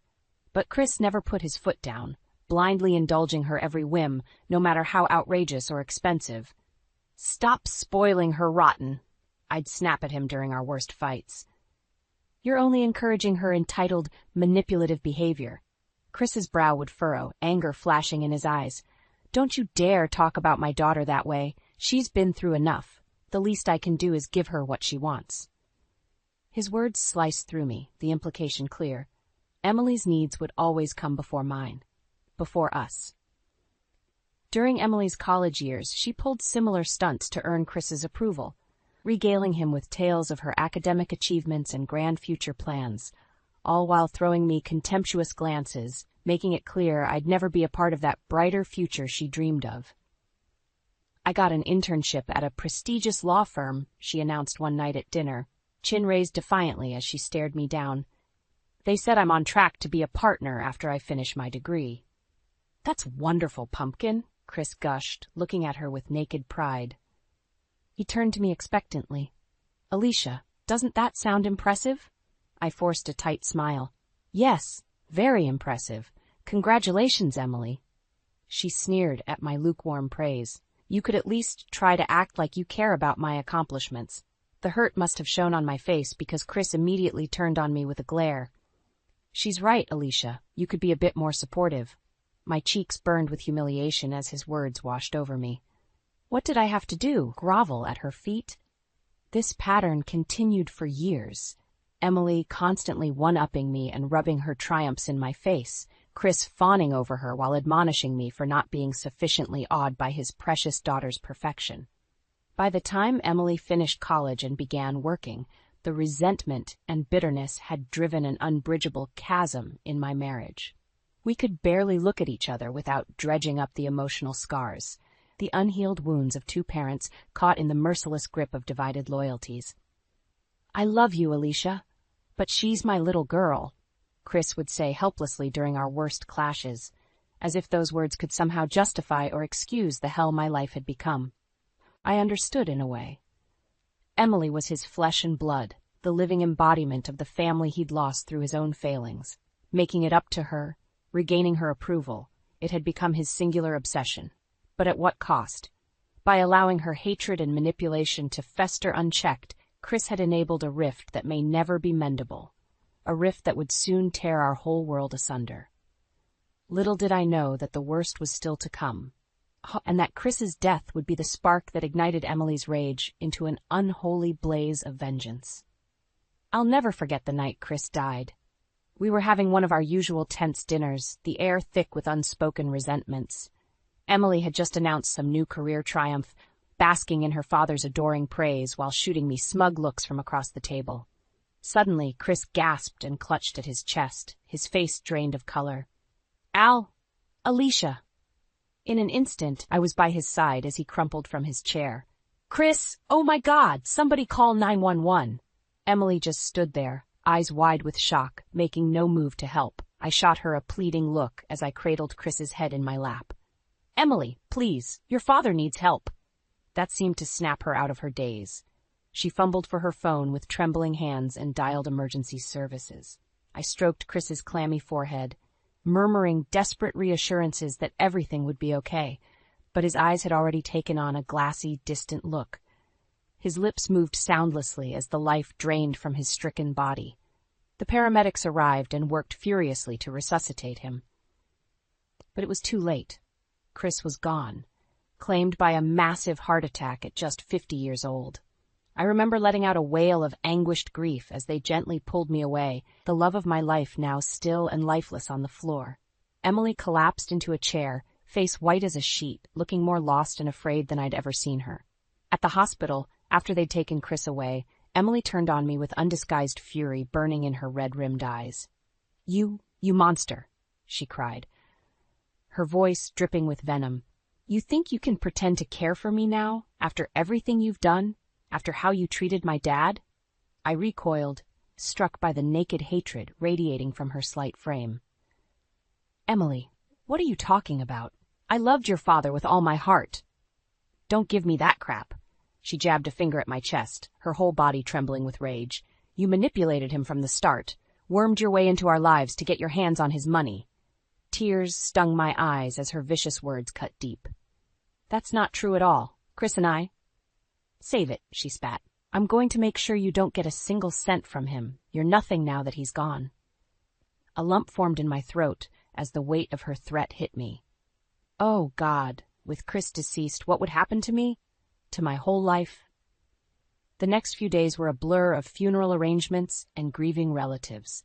Emily was cold and distant, refusing to so much as look at me. I felt like a pariah in my own life, the outsider once more. Then came the reading of the will. We gathered at the lawyer's office, Emily shooting me hateful glares from across the room. When the attorney opened the sealed documents, a hush fell over us all. To my beloved wife Alicia, the lawyer read solemnly, I leave the majority of my assets and holdings, including the house, investments, and... No! Emily screeched, leaping to her feet. All eyes turned to her as she stabbed an accusing finger at me. She manipulated him. That money is rightfully mine. I shrank in my seat, bracing for the onslaught as Emily's eruption of fury washed over me in waves. The lawyer tried to interject, but she was unstoppable, years of pent-up hatred and resentment finally unleashed. You're going to pay for this? She hissed, her chest heaving.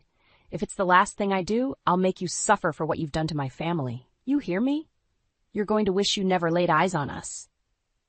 As a deathly silence descended, I knew with sinking dread that Emily's vicious threat was just the beginning.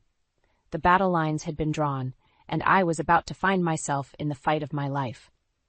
Emily's meltdown at the reading of Chris's will was just the beginning of her crusade against me.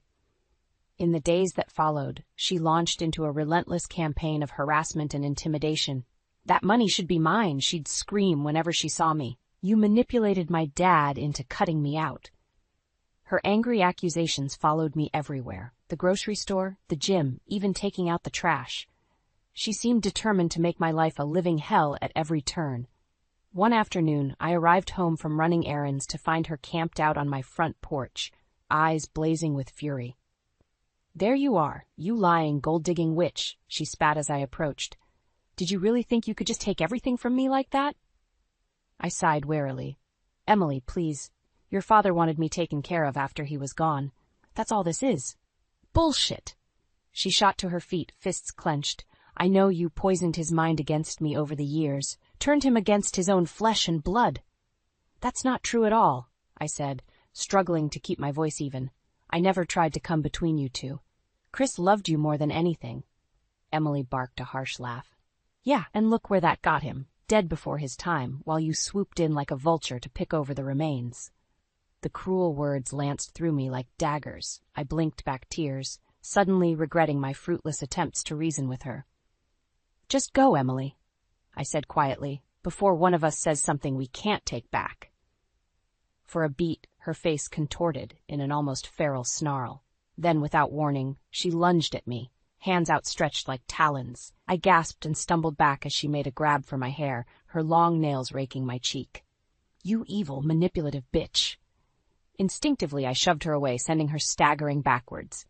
She caught her balance, and we stared at each other, chests heaving, an unspoken line crossed. Emily's expression morphed into a vicious leer. Don't think this is over. Not by a long shot. I'm going to destroy you. Do you hear me? Destroy. You. With that, she whirled and stormed off, leaving me shaken and nursing the welt already forming on my face. Over the next few weeks, the attacks escalated from the verbal to the undeniably criminal. My car tires were slashed repeatedly. Nasty, obscene graffiti was spray-painted across my garage door. Even a brick came crashing through my front window one night, narrowly missing my head. I went to the authorities, but they could do little without catching Emily in the act.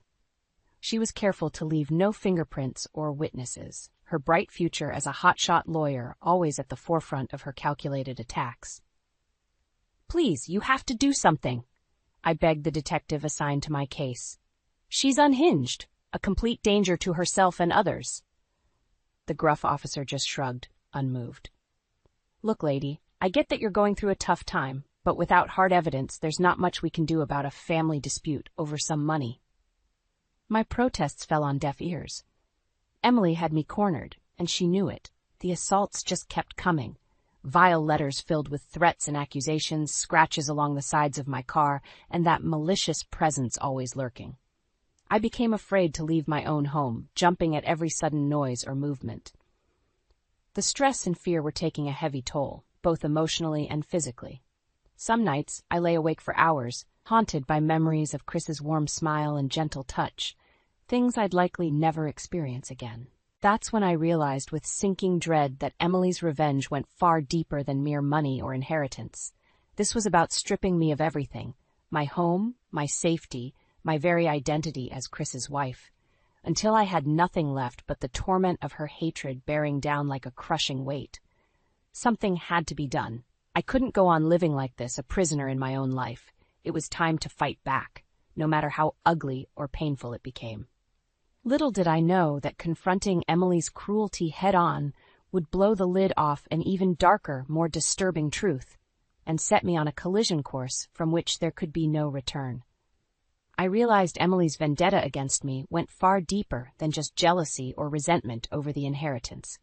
There was a twisted, almost pathological hatred burning within her, fueled by years of manipulation and deceit. The truth began to unravel when I was going through some old storage boxes and came across Chris's laptop from a few years back. On a whim, I booted it up and started browsing through his files, my heart aching at every photo and document reminding me of happier times. That's when I stumbled across a folder simply labeled Emily. My breath caught in my throat as I opened it and began reading through the contents: emails, text messages, even voice recordings spanning years. Evidence of Emily's ongoing lies, sabotage, and efforts to undermine my relationship with Chris. It was all there in sickening detail. Fake emergencies and crises designed to pull Chris away from me. Exaggerated stories about me mistreating or neglecting her, voiced through teary phone calls pleading for her daddy's comfort and support. Even admissions from Emily about seeing a therapist for anger issues aimed at deliberately alienating me from the family. My blood boiled as I absorbed the damning messages one by one. So many of our marital problems, the endless fights and heartache, could be traced directly back to Emily's calculated machinations over the years. The vicious, remorseless depths she had sunk to in order to maintain her vice-like grip over Chris. When I finished reading through it all, I sat in stunned silence, tears of rage streaming down my cheeks.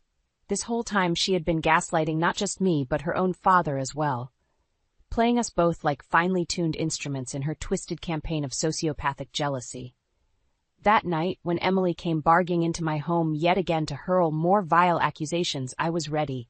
I grabbed her by the wrist as she advanced, spinning her around and slamming her against the wall.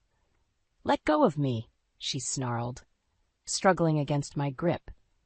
"I'll have you arrested for assault." "Shut up and listen for once," I growled through gritted teeth. "I know what you've been doing all these years, you manipulative little monster." Her eyes went wide, jaw-dropping in an almost comical display of shock. What are you talking about?" Rather than explain, I released her and retrieved Chris's laptop from the other room, pulling up the file folder I'd uncovered earlier. Emily's eyes went flinty as she began scanning the documents and recordings, her mask of innocence shattering with each new revelation. "So this is how it's going to be," she spat, color rising in her cheeks. "You were always jealous of me and Dad's relationship. This is just some pathetic attempt to turn him against me, even in death." I could only stare at her in disbelief. "Are you deranged? Look at the evidence right in front of you. The lies, the sabotage. You had no problem deceiving and manipulating us to get what you wanted. Your own father," Emily sneered. "Please, he always took your side no matter what I did. Don't try pinning that on me." "You're sick," I shot back, disgust roiling in the pit of my stomach. "You've been playing the victim for years, but you're the one inflicting all this misery and destruction on this family." Her nostrils flared, lips peeling back in an ugly snarl. "This is far from over, you self-righteous bitch. In fact, it's only just beginning." She grabbed the laptop and hurled it against the far wall with a resounding crash, shattering the screen into a twisted spiderweb of shards. Then she whirled and stormed out, leaving a path of destruction in her wake. I sank to the floor, hands trembling as the full, ugly reality sank in. Whatever twisted psychological games Emily had been playing all this time, they had clearly warped her perception of reality entirely. There would be no getting through to her, no appeals to sanity or reason. I was well and truly trapped in her vengeful crusade. And as the ominous weight of her final threat hovered over me, I knew this was only the opening salvo of a war that could ultimately consume us both. After my confrontation with Emily and the chilling discovery of her years-long deception, I knew I had to take a stand once and for all. Her vindictive crusade had spiraled completely out of control. If I didn't put a stop to it immediately, there was no telling how far she might go. A few days later, I requested a meeting with Emily and laid it all on the line.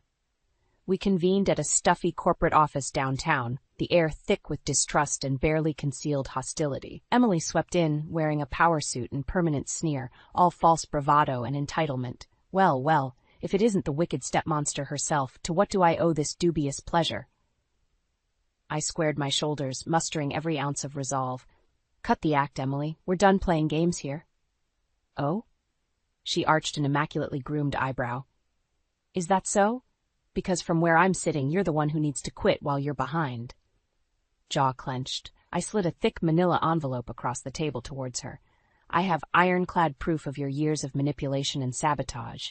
The lies, the fake emergencies, even admitting to therapy explicitly designed to alienate me from your father. Emily's bravado flickered for just a moment before her sneer returned full force. So you've got some circumstantial evidence, so what? That doesn't change the fact that he chose you over his own daughter in the end. Don't you get it? I shot back, anger rising. Your jealousy and entitlement drove a wedge between you two long before Chris died. He spent years enabling your behavior, indulging your every selfish whim. That struck a nerve. Emily's nostrils flared as she leaned across the table, eyes blazing. How dare you? You think you can psychoanalyze me when you're the one who wormed your way into our lives? Dad loved me more than anything until you showed up. I shook my head sadly. Emily, wake up. Your whole perception of reality has become dangerously warped. I'm not the enemy here. I'm the one trying to help you see the truth about yourself before it's too late. She opened her mouth, then seemed to think better of it, snapping it shut again, as her expression contorted in disgust. When she finally spoke, her voice was laced with venom. You're right about one thing. This does end today, but not how you think. She rose abruptly from her seat, knocking it over with a clatter. I'm taking you down, one way or another. Maybe then Dad's memory can finally be at peace, free from your poisonous influence. Emily, listen to yourself, I pleaded, alarmed by the maniacal glint in her eyes. You're unraveling. Whatever delusions you've been clinging to, it's time to let go. But she was already stalking away, shoulders squared and fists clenched. Over her shoulder, she spat. Don't worry, you smug bitch. When I'm through with you, everyone will finally understand my side of things. I'll make sure of it. After she stormed out, I sat in stunned silence, emotions churning. Despite laying everything on the table, Emily was too far gone, her hatred too entrenched. There would be no reasoning with her. No bringing her back from the brink of her self-destructive obsession. In that moment, I made a difficult choice. For my own safety and sanity, I would have to cut Emily out of my life completely. She had made her bed, and now she would be forced to lie in it, dealing with the consequences of her malice and delusion. I consulted legal counsel and began the process of freezing Emily out of Chris's assets and estate. The lawyers warned it would be an uphill battle, given her unrelenting stance, but I didn't care. Even if it meant draining my own funds to the last penny, I was prepared to fight her tooth and nail. True to form, Emily came unhinged when the court orders went through, locking her out of further claiming her inheritance. She launched an all-out legal war, hiring a team of vicious attack dog attorneys committed to paint me as the villain at any cost. But I was ready this time. With Chris's true legacy, the evidence of Emily's treachery and manipulation, on my side, I weathered the vicious court battles with grim determination. Time and again, her attempts to strong-arm and bully me were thwarted by cold, hard proof. The protracted legal maelstrom bled Emily's finances dry, her shiny new career as a hotshot lawyer in jeopardy as creditors came knocking. In a cosmic twist of karma, she even faced potential disbarment as her dirty tactics and suspect actions unraveled into the harsh light. Through it all, I refused to back down or compromise. This was about more than money. It was about stripping away the twisted facade Emily had been hiding behind her whole life, forcing her to finally face the ugly reality of her own misdeeds and delusions. In the end, she brought the ruin upon herself. But I had reclaimed something infinitely more valuable than any inheritance: my self-respect, sense of justice, and the ability to move forward with Chris's loving memory intact. As the dust settled and I surveyed the wreckage Emily's hatred had wrought, I felt an unexpected pang of sadness. For all the pain she'd caused, some small part of me still mourned the loss of what could have been a real bond, a sincere connection with my husband's child. A true family united through more than shared trauma and resentment. But I knew, deep down, that dream had died long ago, poisoned by Emily's all-consuming jealousy before it ever had a chance to bloom. She had made her choices repeatedly and with malice in her heart, and now she alone would have to live with the consequences. As for me, it was time to step into a new chapter, free from the shackles of the past and filled with hard-won wisdom. Though the scars would never fully heal, I carried Chris's spirit with me, determined to honor his memory by embracing life and love once more. I never thought I'd find myself in this position, married with a beautiful daughter and another child on the way. Growing up in a small town, I had always dreamed of a better life, one where I could make a difference and provide for my family in ways my parents never could. But life has a way of throwing curveballs when you least expect it. My husband, Ethan, and I had been happily married for 5 years. He was a successful software engineer, and I was a dedicated nurse. Our daughter, Lily, was the light of our lives. She had just turned 4 and was the spitting image of her father, with his warm brown eyes and infectious smile. Everything seemed perfect until the day we received the devastating news that Ethan's father had passed away suddenly. He had been a kind and supportive figure in my life, always treating me like a daughter. His loss left a gaping hole in our family, as we struggled to come to terms with our grief. Ethan's mother, Mona, suggested moving in with us to help with the household and my second pregnancy. At first I was hesitant. Mona and I had never seen eye to eye, but Ethan convinced me that having her around would be beneficial, especially with his frequent work trips. Little did I know that her presence would turn my life upside down. From the moment she moved in, Mona made it clear that she was in charge. She criticized my every move, from the way I cooked to how I raised Lily. "You're too soft on her," she would say, her voice dripping with condescension. "She needs discipline, or she'll end up just like you." I tried my best to brush off her comments, focusing on my work and taking care of Lily. But as my pregnancy progressed, I found myself increasingly exhausted and overwhelmed. Ethan was rarely home, and when he was too preoccupied with work to notice the tension between his mother and me. One evening, after a particularly grueling shift at the hospital, I found Mona rearranging the nursery I had spent weeks preparing. "This won't do," she declared, holding up the soft yellow blanket I had lovingly chosen. "The baby needs something more practical, not these frivolous things." I felt my anger rising, but I swallowed my words, not wanting to cause a scene. Instead, I retreated to my room, fighting back tears of frustration and helplessness. As the weeks wore on, Mona's behavior became increasingly intolerable. She would disappear for hours, leaving me to handle all the housework and childcare, only to return with a list of complaints about how I was failing as a wife and mother. I knew I needed to talk to Ethan, to make him understand how much his mother's presence was affecting me. But every time I tried, he would dismiss my concerns, saying that I was overreacting and that his mother meant well. I felt trapped, suffocated by the weight of Mona's constant criticism and Ethan's inability to see the truth. I longed for an escape, for someone to understand what I was going through. Little did I know that my breaking point was just around the corner, and it would come in the form of a life-threatening illness that would test the limits of my strength and the bonds of my family. As Mona settled into our home, I quickly realized that her offer to help was nothing more than a thinly veiled attempt to control every aspect of our lives. She took over the kitchen, insisting on cooking meals that catered to her tastes, disregarding the fact that I was struggling with morning sickness and food aversions. "Jade, you need to eat more," she would chide, pushing a plate of greasy bacon and eggs towards me. "You're eating for two now, and my grandchild needs proper nourishment."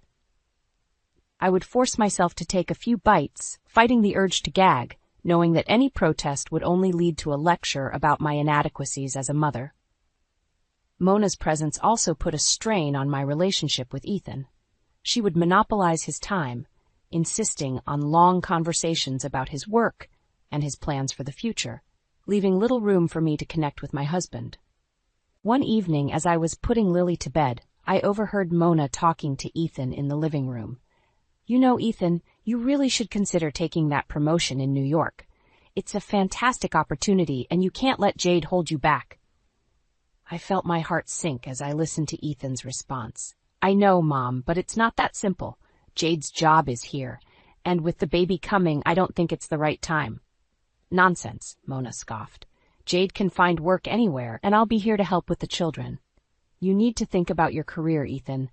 Don't let her selfish desires ruin your chances of success." I couldn't believe what I was hearing. How could Mona be so dismissive of my needs and desires?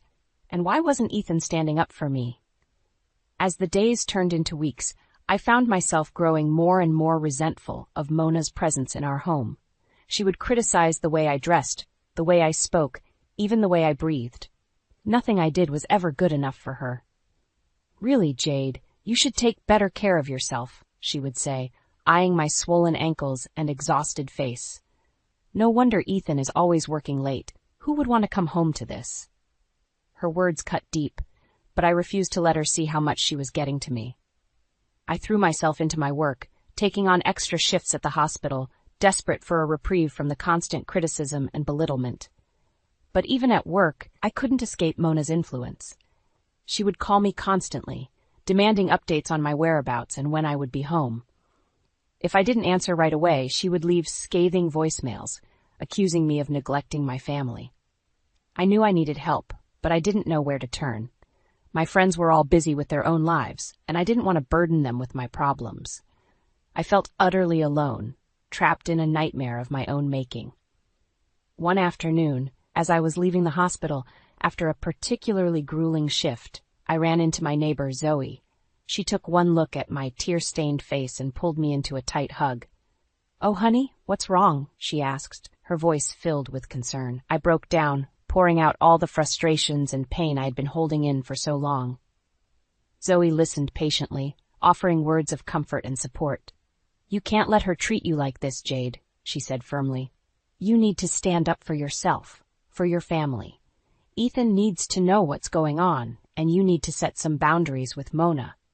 I knew Zoe was right, but the thought of confronting Mona filled me with dread. She had already proven herself to be a master manipulator, and I feared that any attempt to stand up to her would only make things worse. Little did I know that my fears were about to become a reality, and that the price of my silence would be higher than I ever could have imagined. Zoe's words echoed in my mind as I drove home from the hospital, my hands gripping the steering wheel so tightly that my knuckles turned white. I knew I needed to talk to Ethan, to make him understand the hell I had been living in since Mona moved in, but the thought of facing his mother's wrath made my stomach churn. As I pulled into the driveway, I took a deep breath, steeling myself for the confrontation that was sure to come. I walked into the house, expecting to find Mona waiting for me with her usual barrage of insults and criticisms, but instead, I was greeted by an eerie silence. I made my way to the living room, where I found Ethan sitting on the couch, his head in his hands. He looked up as I entered, his eyes red and puffy from crying. "Ethan, what's wrong?" I asked, my voice filled with concern. "It's Mom," he said, his voice breaking. "She's gone." For a moment I felt a flicker of hope. Maybe Mona had finally realized the error of her ways and decided to leave on her own. But as I looked closer at Ethan's face, I realized that something was terribly wrong. "What do you mean she's gone?" I asked, my heart pounding in my chest. "She left a note," Ethan said, handing me a piece of paper. "She said she can't stand to be around us anymore, that we're ungrateful and selfish, and that she's going to stay with her friends until we come to our senses." I read the note, my eyes widening with each word. Mona had painted herself as the victim, claiming that I had driven her away with my constant demands and lack of appreciation for all she had done for us. "This is ridiculous," I said, crumpling the note in my fist. "She's the one who's been making our lives miserable, not the other way around." Ethan looked at me, his eyes filled with confusion and hurt. "I don't know what to believe anymore, Jade. Mom has always been there for me, and now she's saying all these terrible things about you. I just don't know what to do." I felt my anger rising, but I forced myself to stay calm. "Ethan, you have to trust me. Your mother has been manipulating you, manipulating all of us. She's not the victim here. We are." But even as I spoke the words, I could see the doubt in Ethan's eyes. Mona had always been his rock, his constant support, and the thought of her being anything less than perfect was almost too much for him to bear. Over the next few days, I tried my best to carry on as normal, but the weight of Mona's absence hung heavy in the air. Ethan was distant, spending long hours at work and barely speaking to me when he was home. Lily, too, seemed to sense that something was wrong, clinging to me more than usual and asking constantly when Grandma would be coming back. I knew I needed to do something, to find a way to make Ethan see the truth about his mother, but I was at a loss. Every time I tried to bring up the subject, he would shut down, retreating into himself and leaving me feeling more alone than ever. It was during one of these moments of despair that I finally broke down, collapsing onto the bed in a fit of tears. I felt like I was drowning, suffocating under the weight of Mona's manipulation and Ethan's inability to see the truth. As I lay there, my body racked with sobs, I heard a soft knock on the door. I looked up to see Zoe standing there, her face filled with concern. "Oh, Jade," she said, rushing to my side and pulling me into a hug. "I'm so sorry. I had no idea things had gotten this bad." I clung to her, pouring out all the pain and frustration I had been holding in for so long.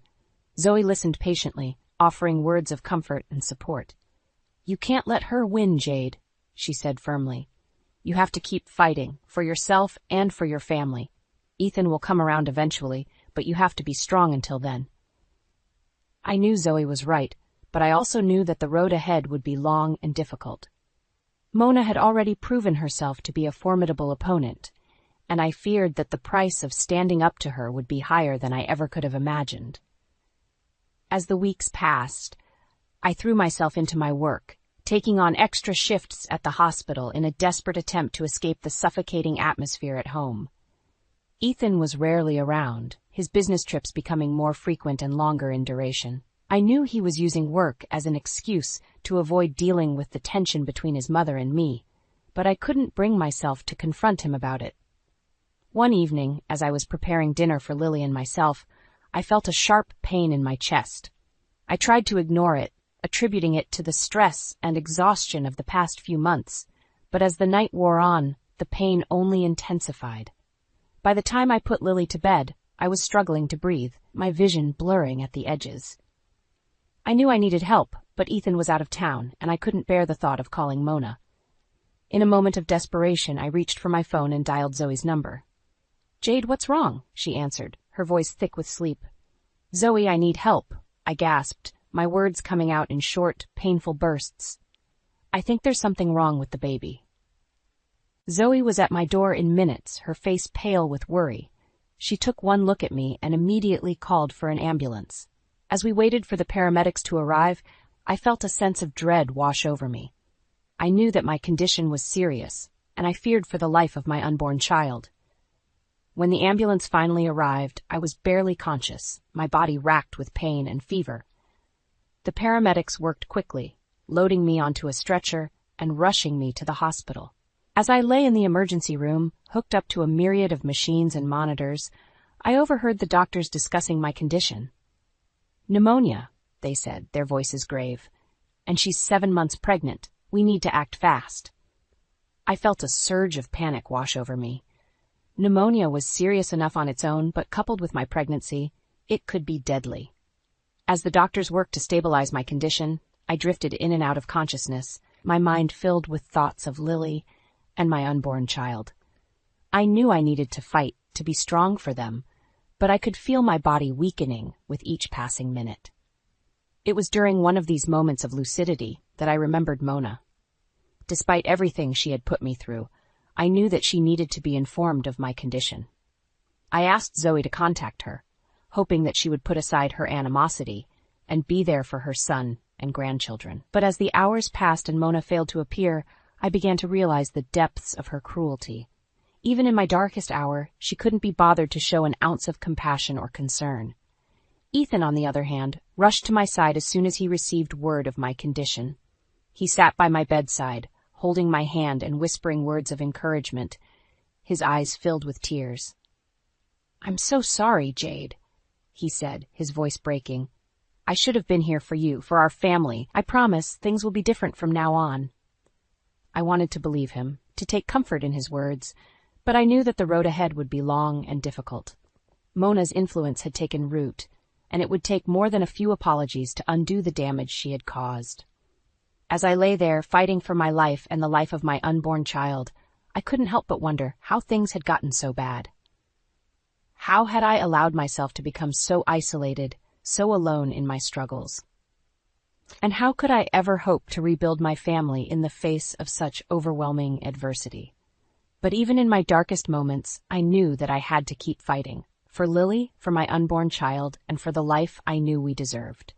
No matter what it took, I would find a way to break free from Mona's grip and reclaim the happiness that had been stolen from us. As I fought for my life in the hospital, Zoe remained by my side, a constant source of support and comfort. She sat with me for hours, holding my hand and wiping the sweat from my brow, her eyes filled with concern and compassion. "You're going to get through this, Jade," she said, her voice firm with conviction. "You're one of the strongest people I know, and you have so much to live for." I wanted to believe her, to take strength from her words, but the pain and exhaustion were overwhelming. I could feel my body weakening with each passing hour, and I feared that I might not have the strength to keep fighting. It was during one of these moments of despair that Ethan finally returned to the hospital, his face drawn and haggard.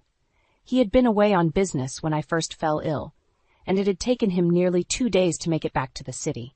"Jade, I'm so sorry," he said, his voice breaking as he took my hand in his. "I should have been here sooner. I never should have left you alone with my mother." I could see the guilt and regret in his eyes, and I knew that he was finally beginning to understand the toll that Mona's behavior had taken on our family. "It's not your fault, Ethan," I said, my voice weak and raspy. "You couldn't have known how bad things would get."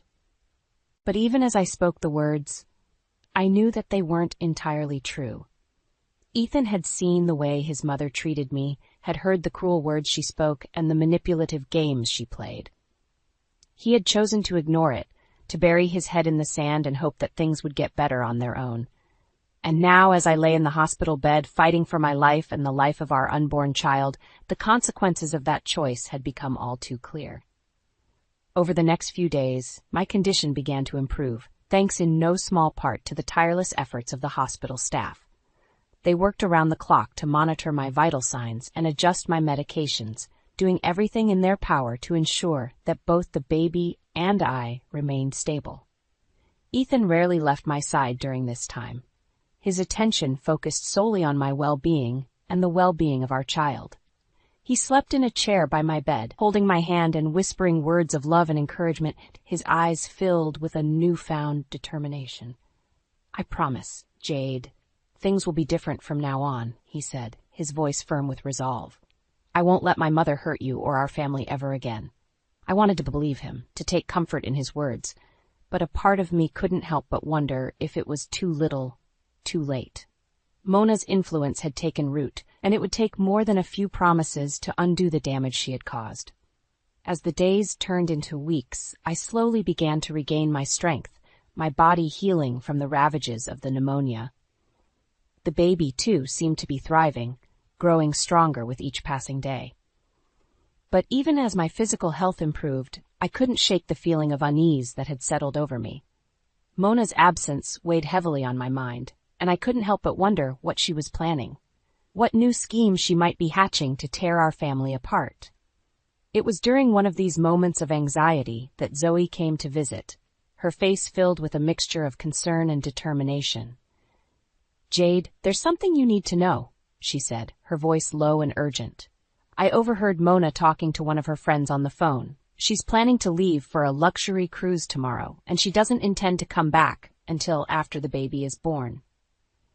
I felt a surge of anger wash over me, hot and fierce. How could Mona be so selfish, so cruel? How could she abandon her own grandchild in their hour of need? But even as the anger burned within me, I knew that I couldn't let it consume me. I had to stay focused on my own recovery, on the health and well-being of my unborn child. And so, with a heavy heart and a newfound sense of determination, I began to plan for the future, a future without Mona and her toxic influence. I knew that the road ahead would be long and difficult, but I also knew that I had the strength and the support to see it through. No matter what challenges lay ahead, I would fight for my family, for the life we deserved. And I would do it with the love and support of those who truly cared for me, those who would stand by my side through thick and thin. Mona lounged on the deck of the luxury cruise ship, sipping a cocktail and basking in the warm sun. She had been looking forward to this trip for months, a chance to escape the drama and responsibilities of family life and indulge in some much-needed relaxation. As she lay there, her mind drifted to thoughts of Jade and the baby. She knew that her daughter-in-law was still in the hospital, fighting for her life, but she couldn't bring herself to feel any real concern. In her mind, Jade had brought this on herself, with her constant demands and selfish behavior. Suddenly, Mona's phone buzzed with an incoming message.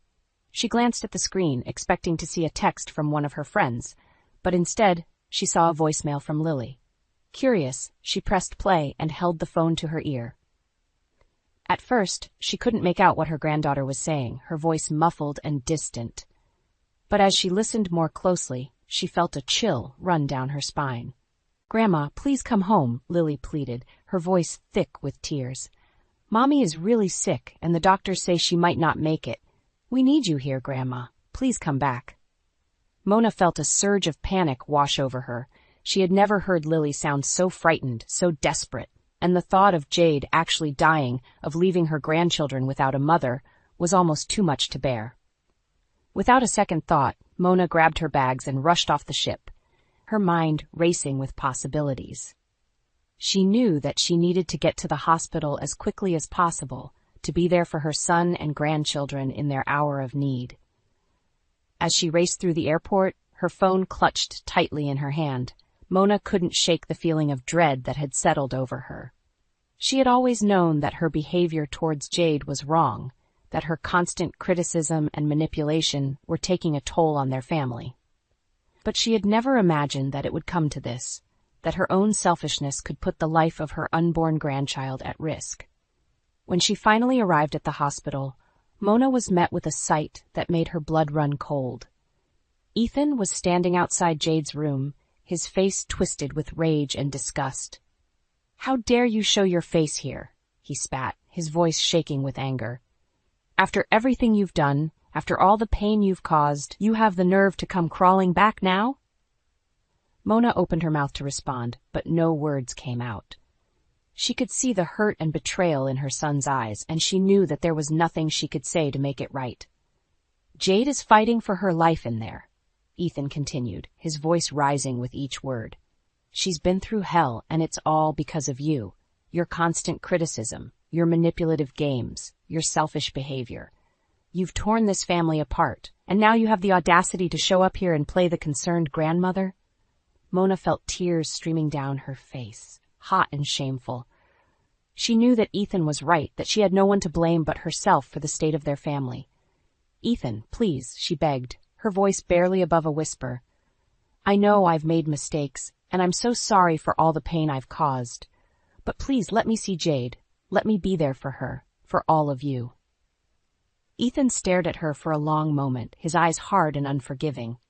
Finally, he stepped aside, allowing her to enter the room. As Mona approached Jade's bedside, she felt a wave of guilt and shame wash over her.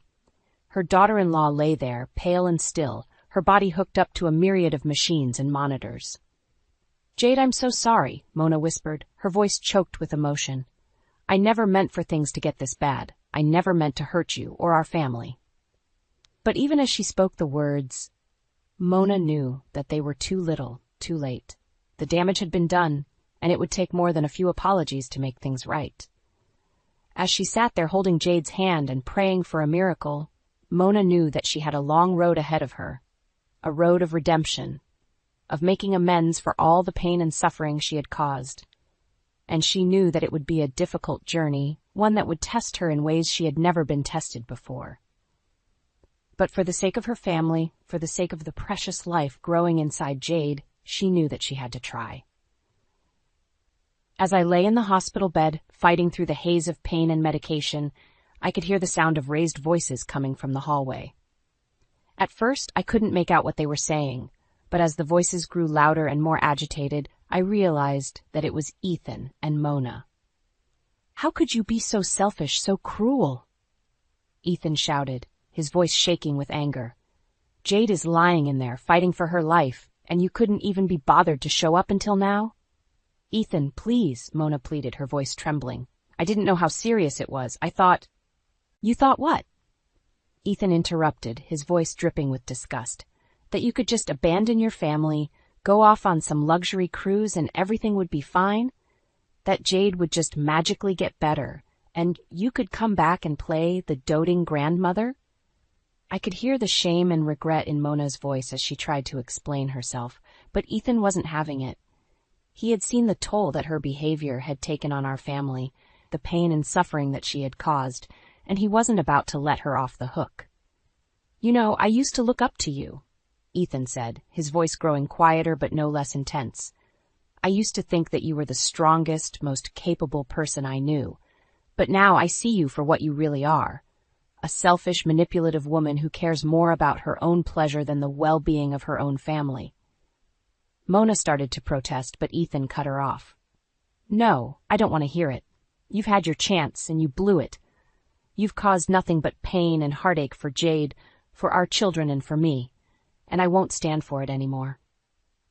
I could hear the sound of footsteps, and then the door to my room opened.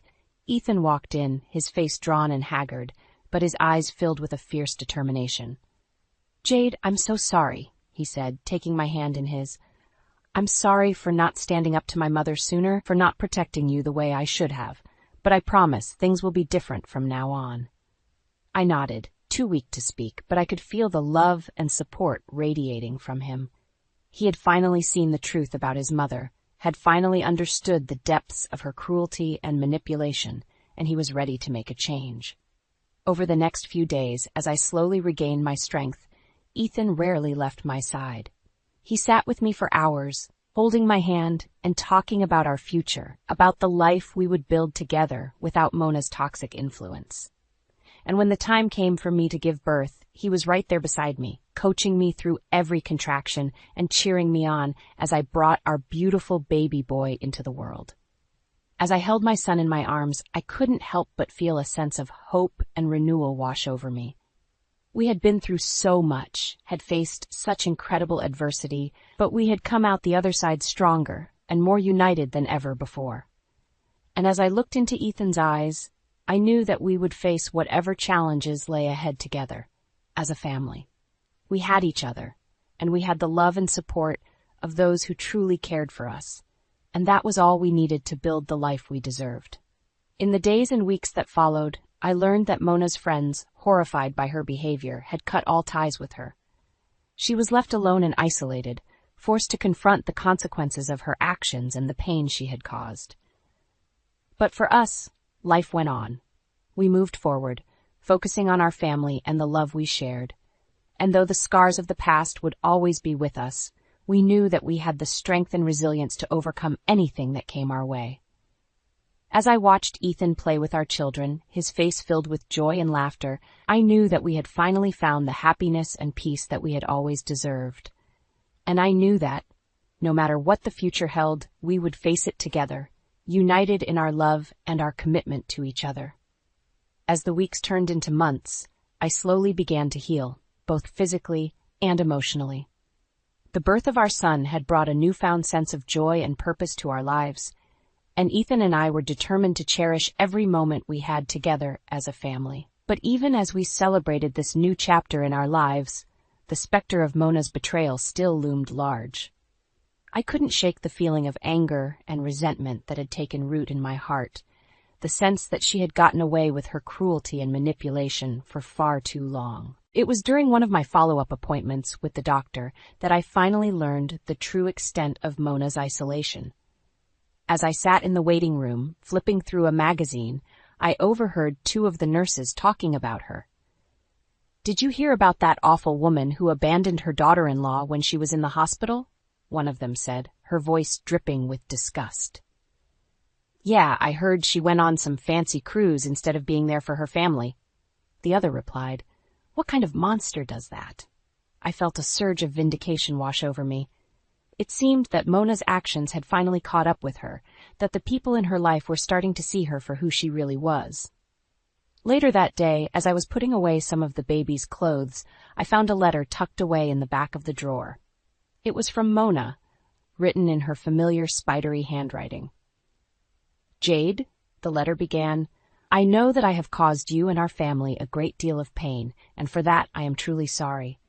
I have spent the last few months reflecting on my actions, and I have come to realize the depths of my selfishness and cruelty." I felt my heart start to race as I read on, my eyes scanning the page for any hint of sincerity or remorse. "I know that I can never make up for the harm I have caused, but I want you to know that I am committed to being a better person, a better mother, and a better grandmother. I hope that someday you can find it in your heart to forgive me." I stared at the letter for a long moment, my mind racing with conflicting emotions. A part of me wanted to believe her, to think that she had truly changed and was ready to make amends. But another part of me, the part that had endured years of her manipulation and abuse, knew better. I had seen firsthand the depths of her cruelty, the way she had torn our family apart with her selfish behavior. And so, with a heavy heart, I tore the letter into pieces, watching as the fragments fluttered to the ground like confetti. I knew that I could never forgive Mona, could never let her back into our lives after all the pain she had caused. But I also knew that I couldn't let her betrayal define me, couldn't let it poison the love and happiness that Ethan and I had worked so hard to build. And so, I made a choice to focus on the future, on the life we had created together. A choice to surround myself with people who truly cared for me, who would stand by my side through thick and thin. In the years that followed, Ethan and I watched our children grow and thrive, our love for each other deepening with each passing day. We faced our challenges head-on, united in our commitment to each other and our family. And though the scars of the past would always be with us, we knew that we had the strength and resilience to overcome anything that came our way. As I watched Lily and our son play together in the backyard, their laughter ringing out like music, I felt a sense of peace wash over me. We had weathered the storm, had emerged from the darkness stronger and more united than ever before. And I knew that, no matter what the future held, we would face it together, bound by the unbreakable bonds of love and family. Mona's betrayal had taught me the true price of selfishness and cruelty, but it had also shown me the incredible power of forgiveness and hope. And that, I knew, was a lesson I would carry with me for the rest of my life.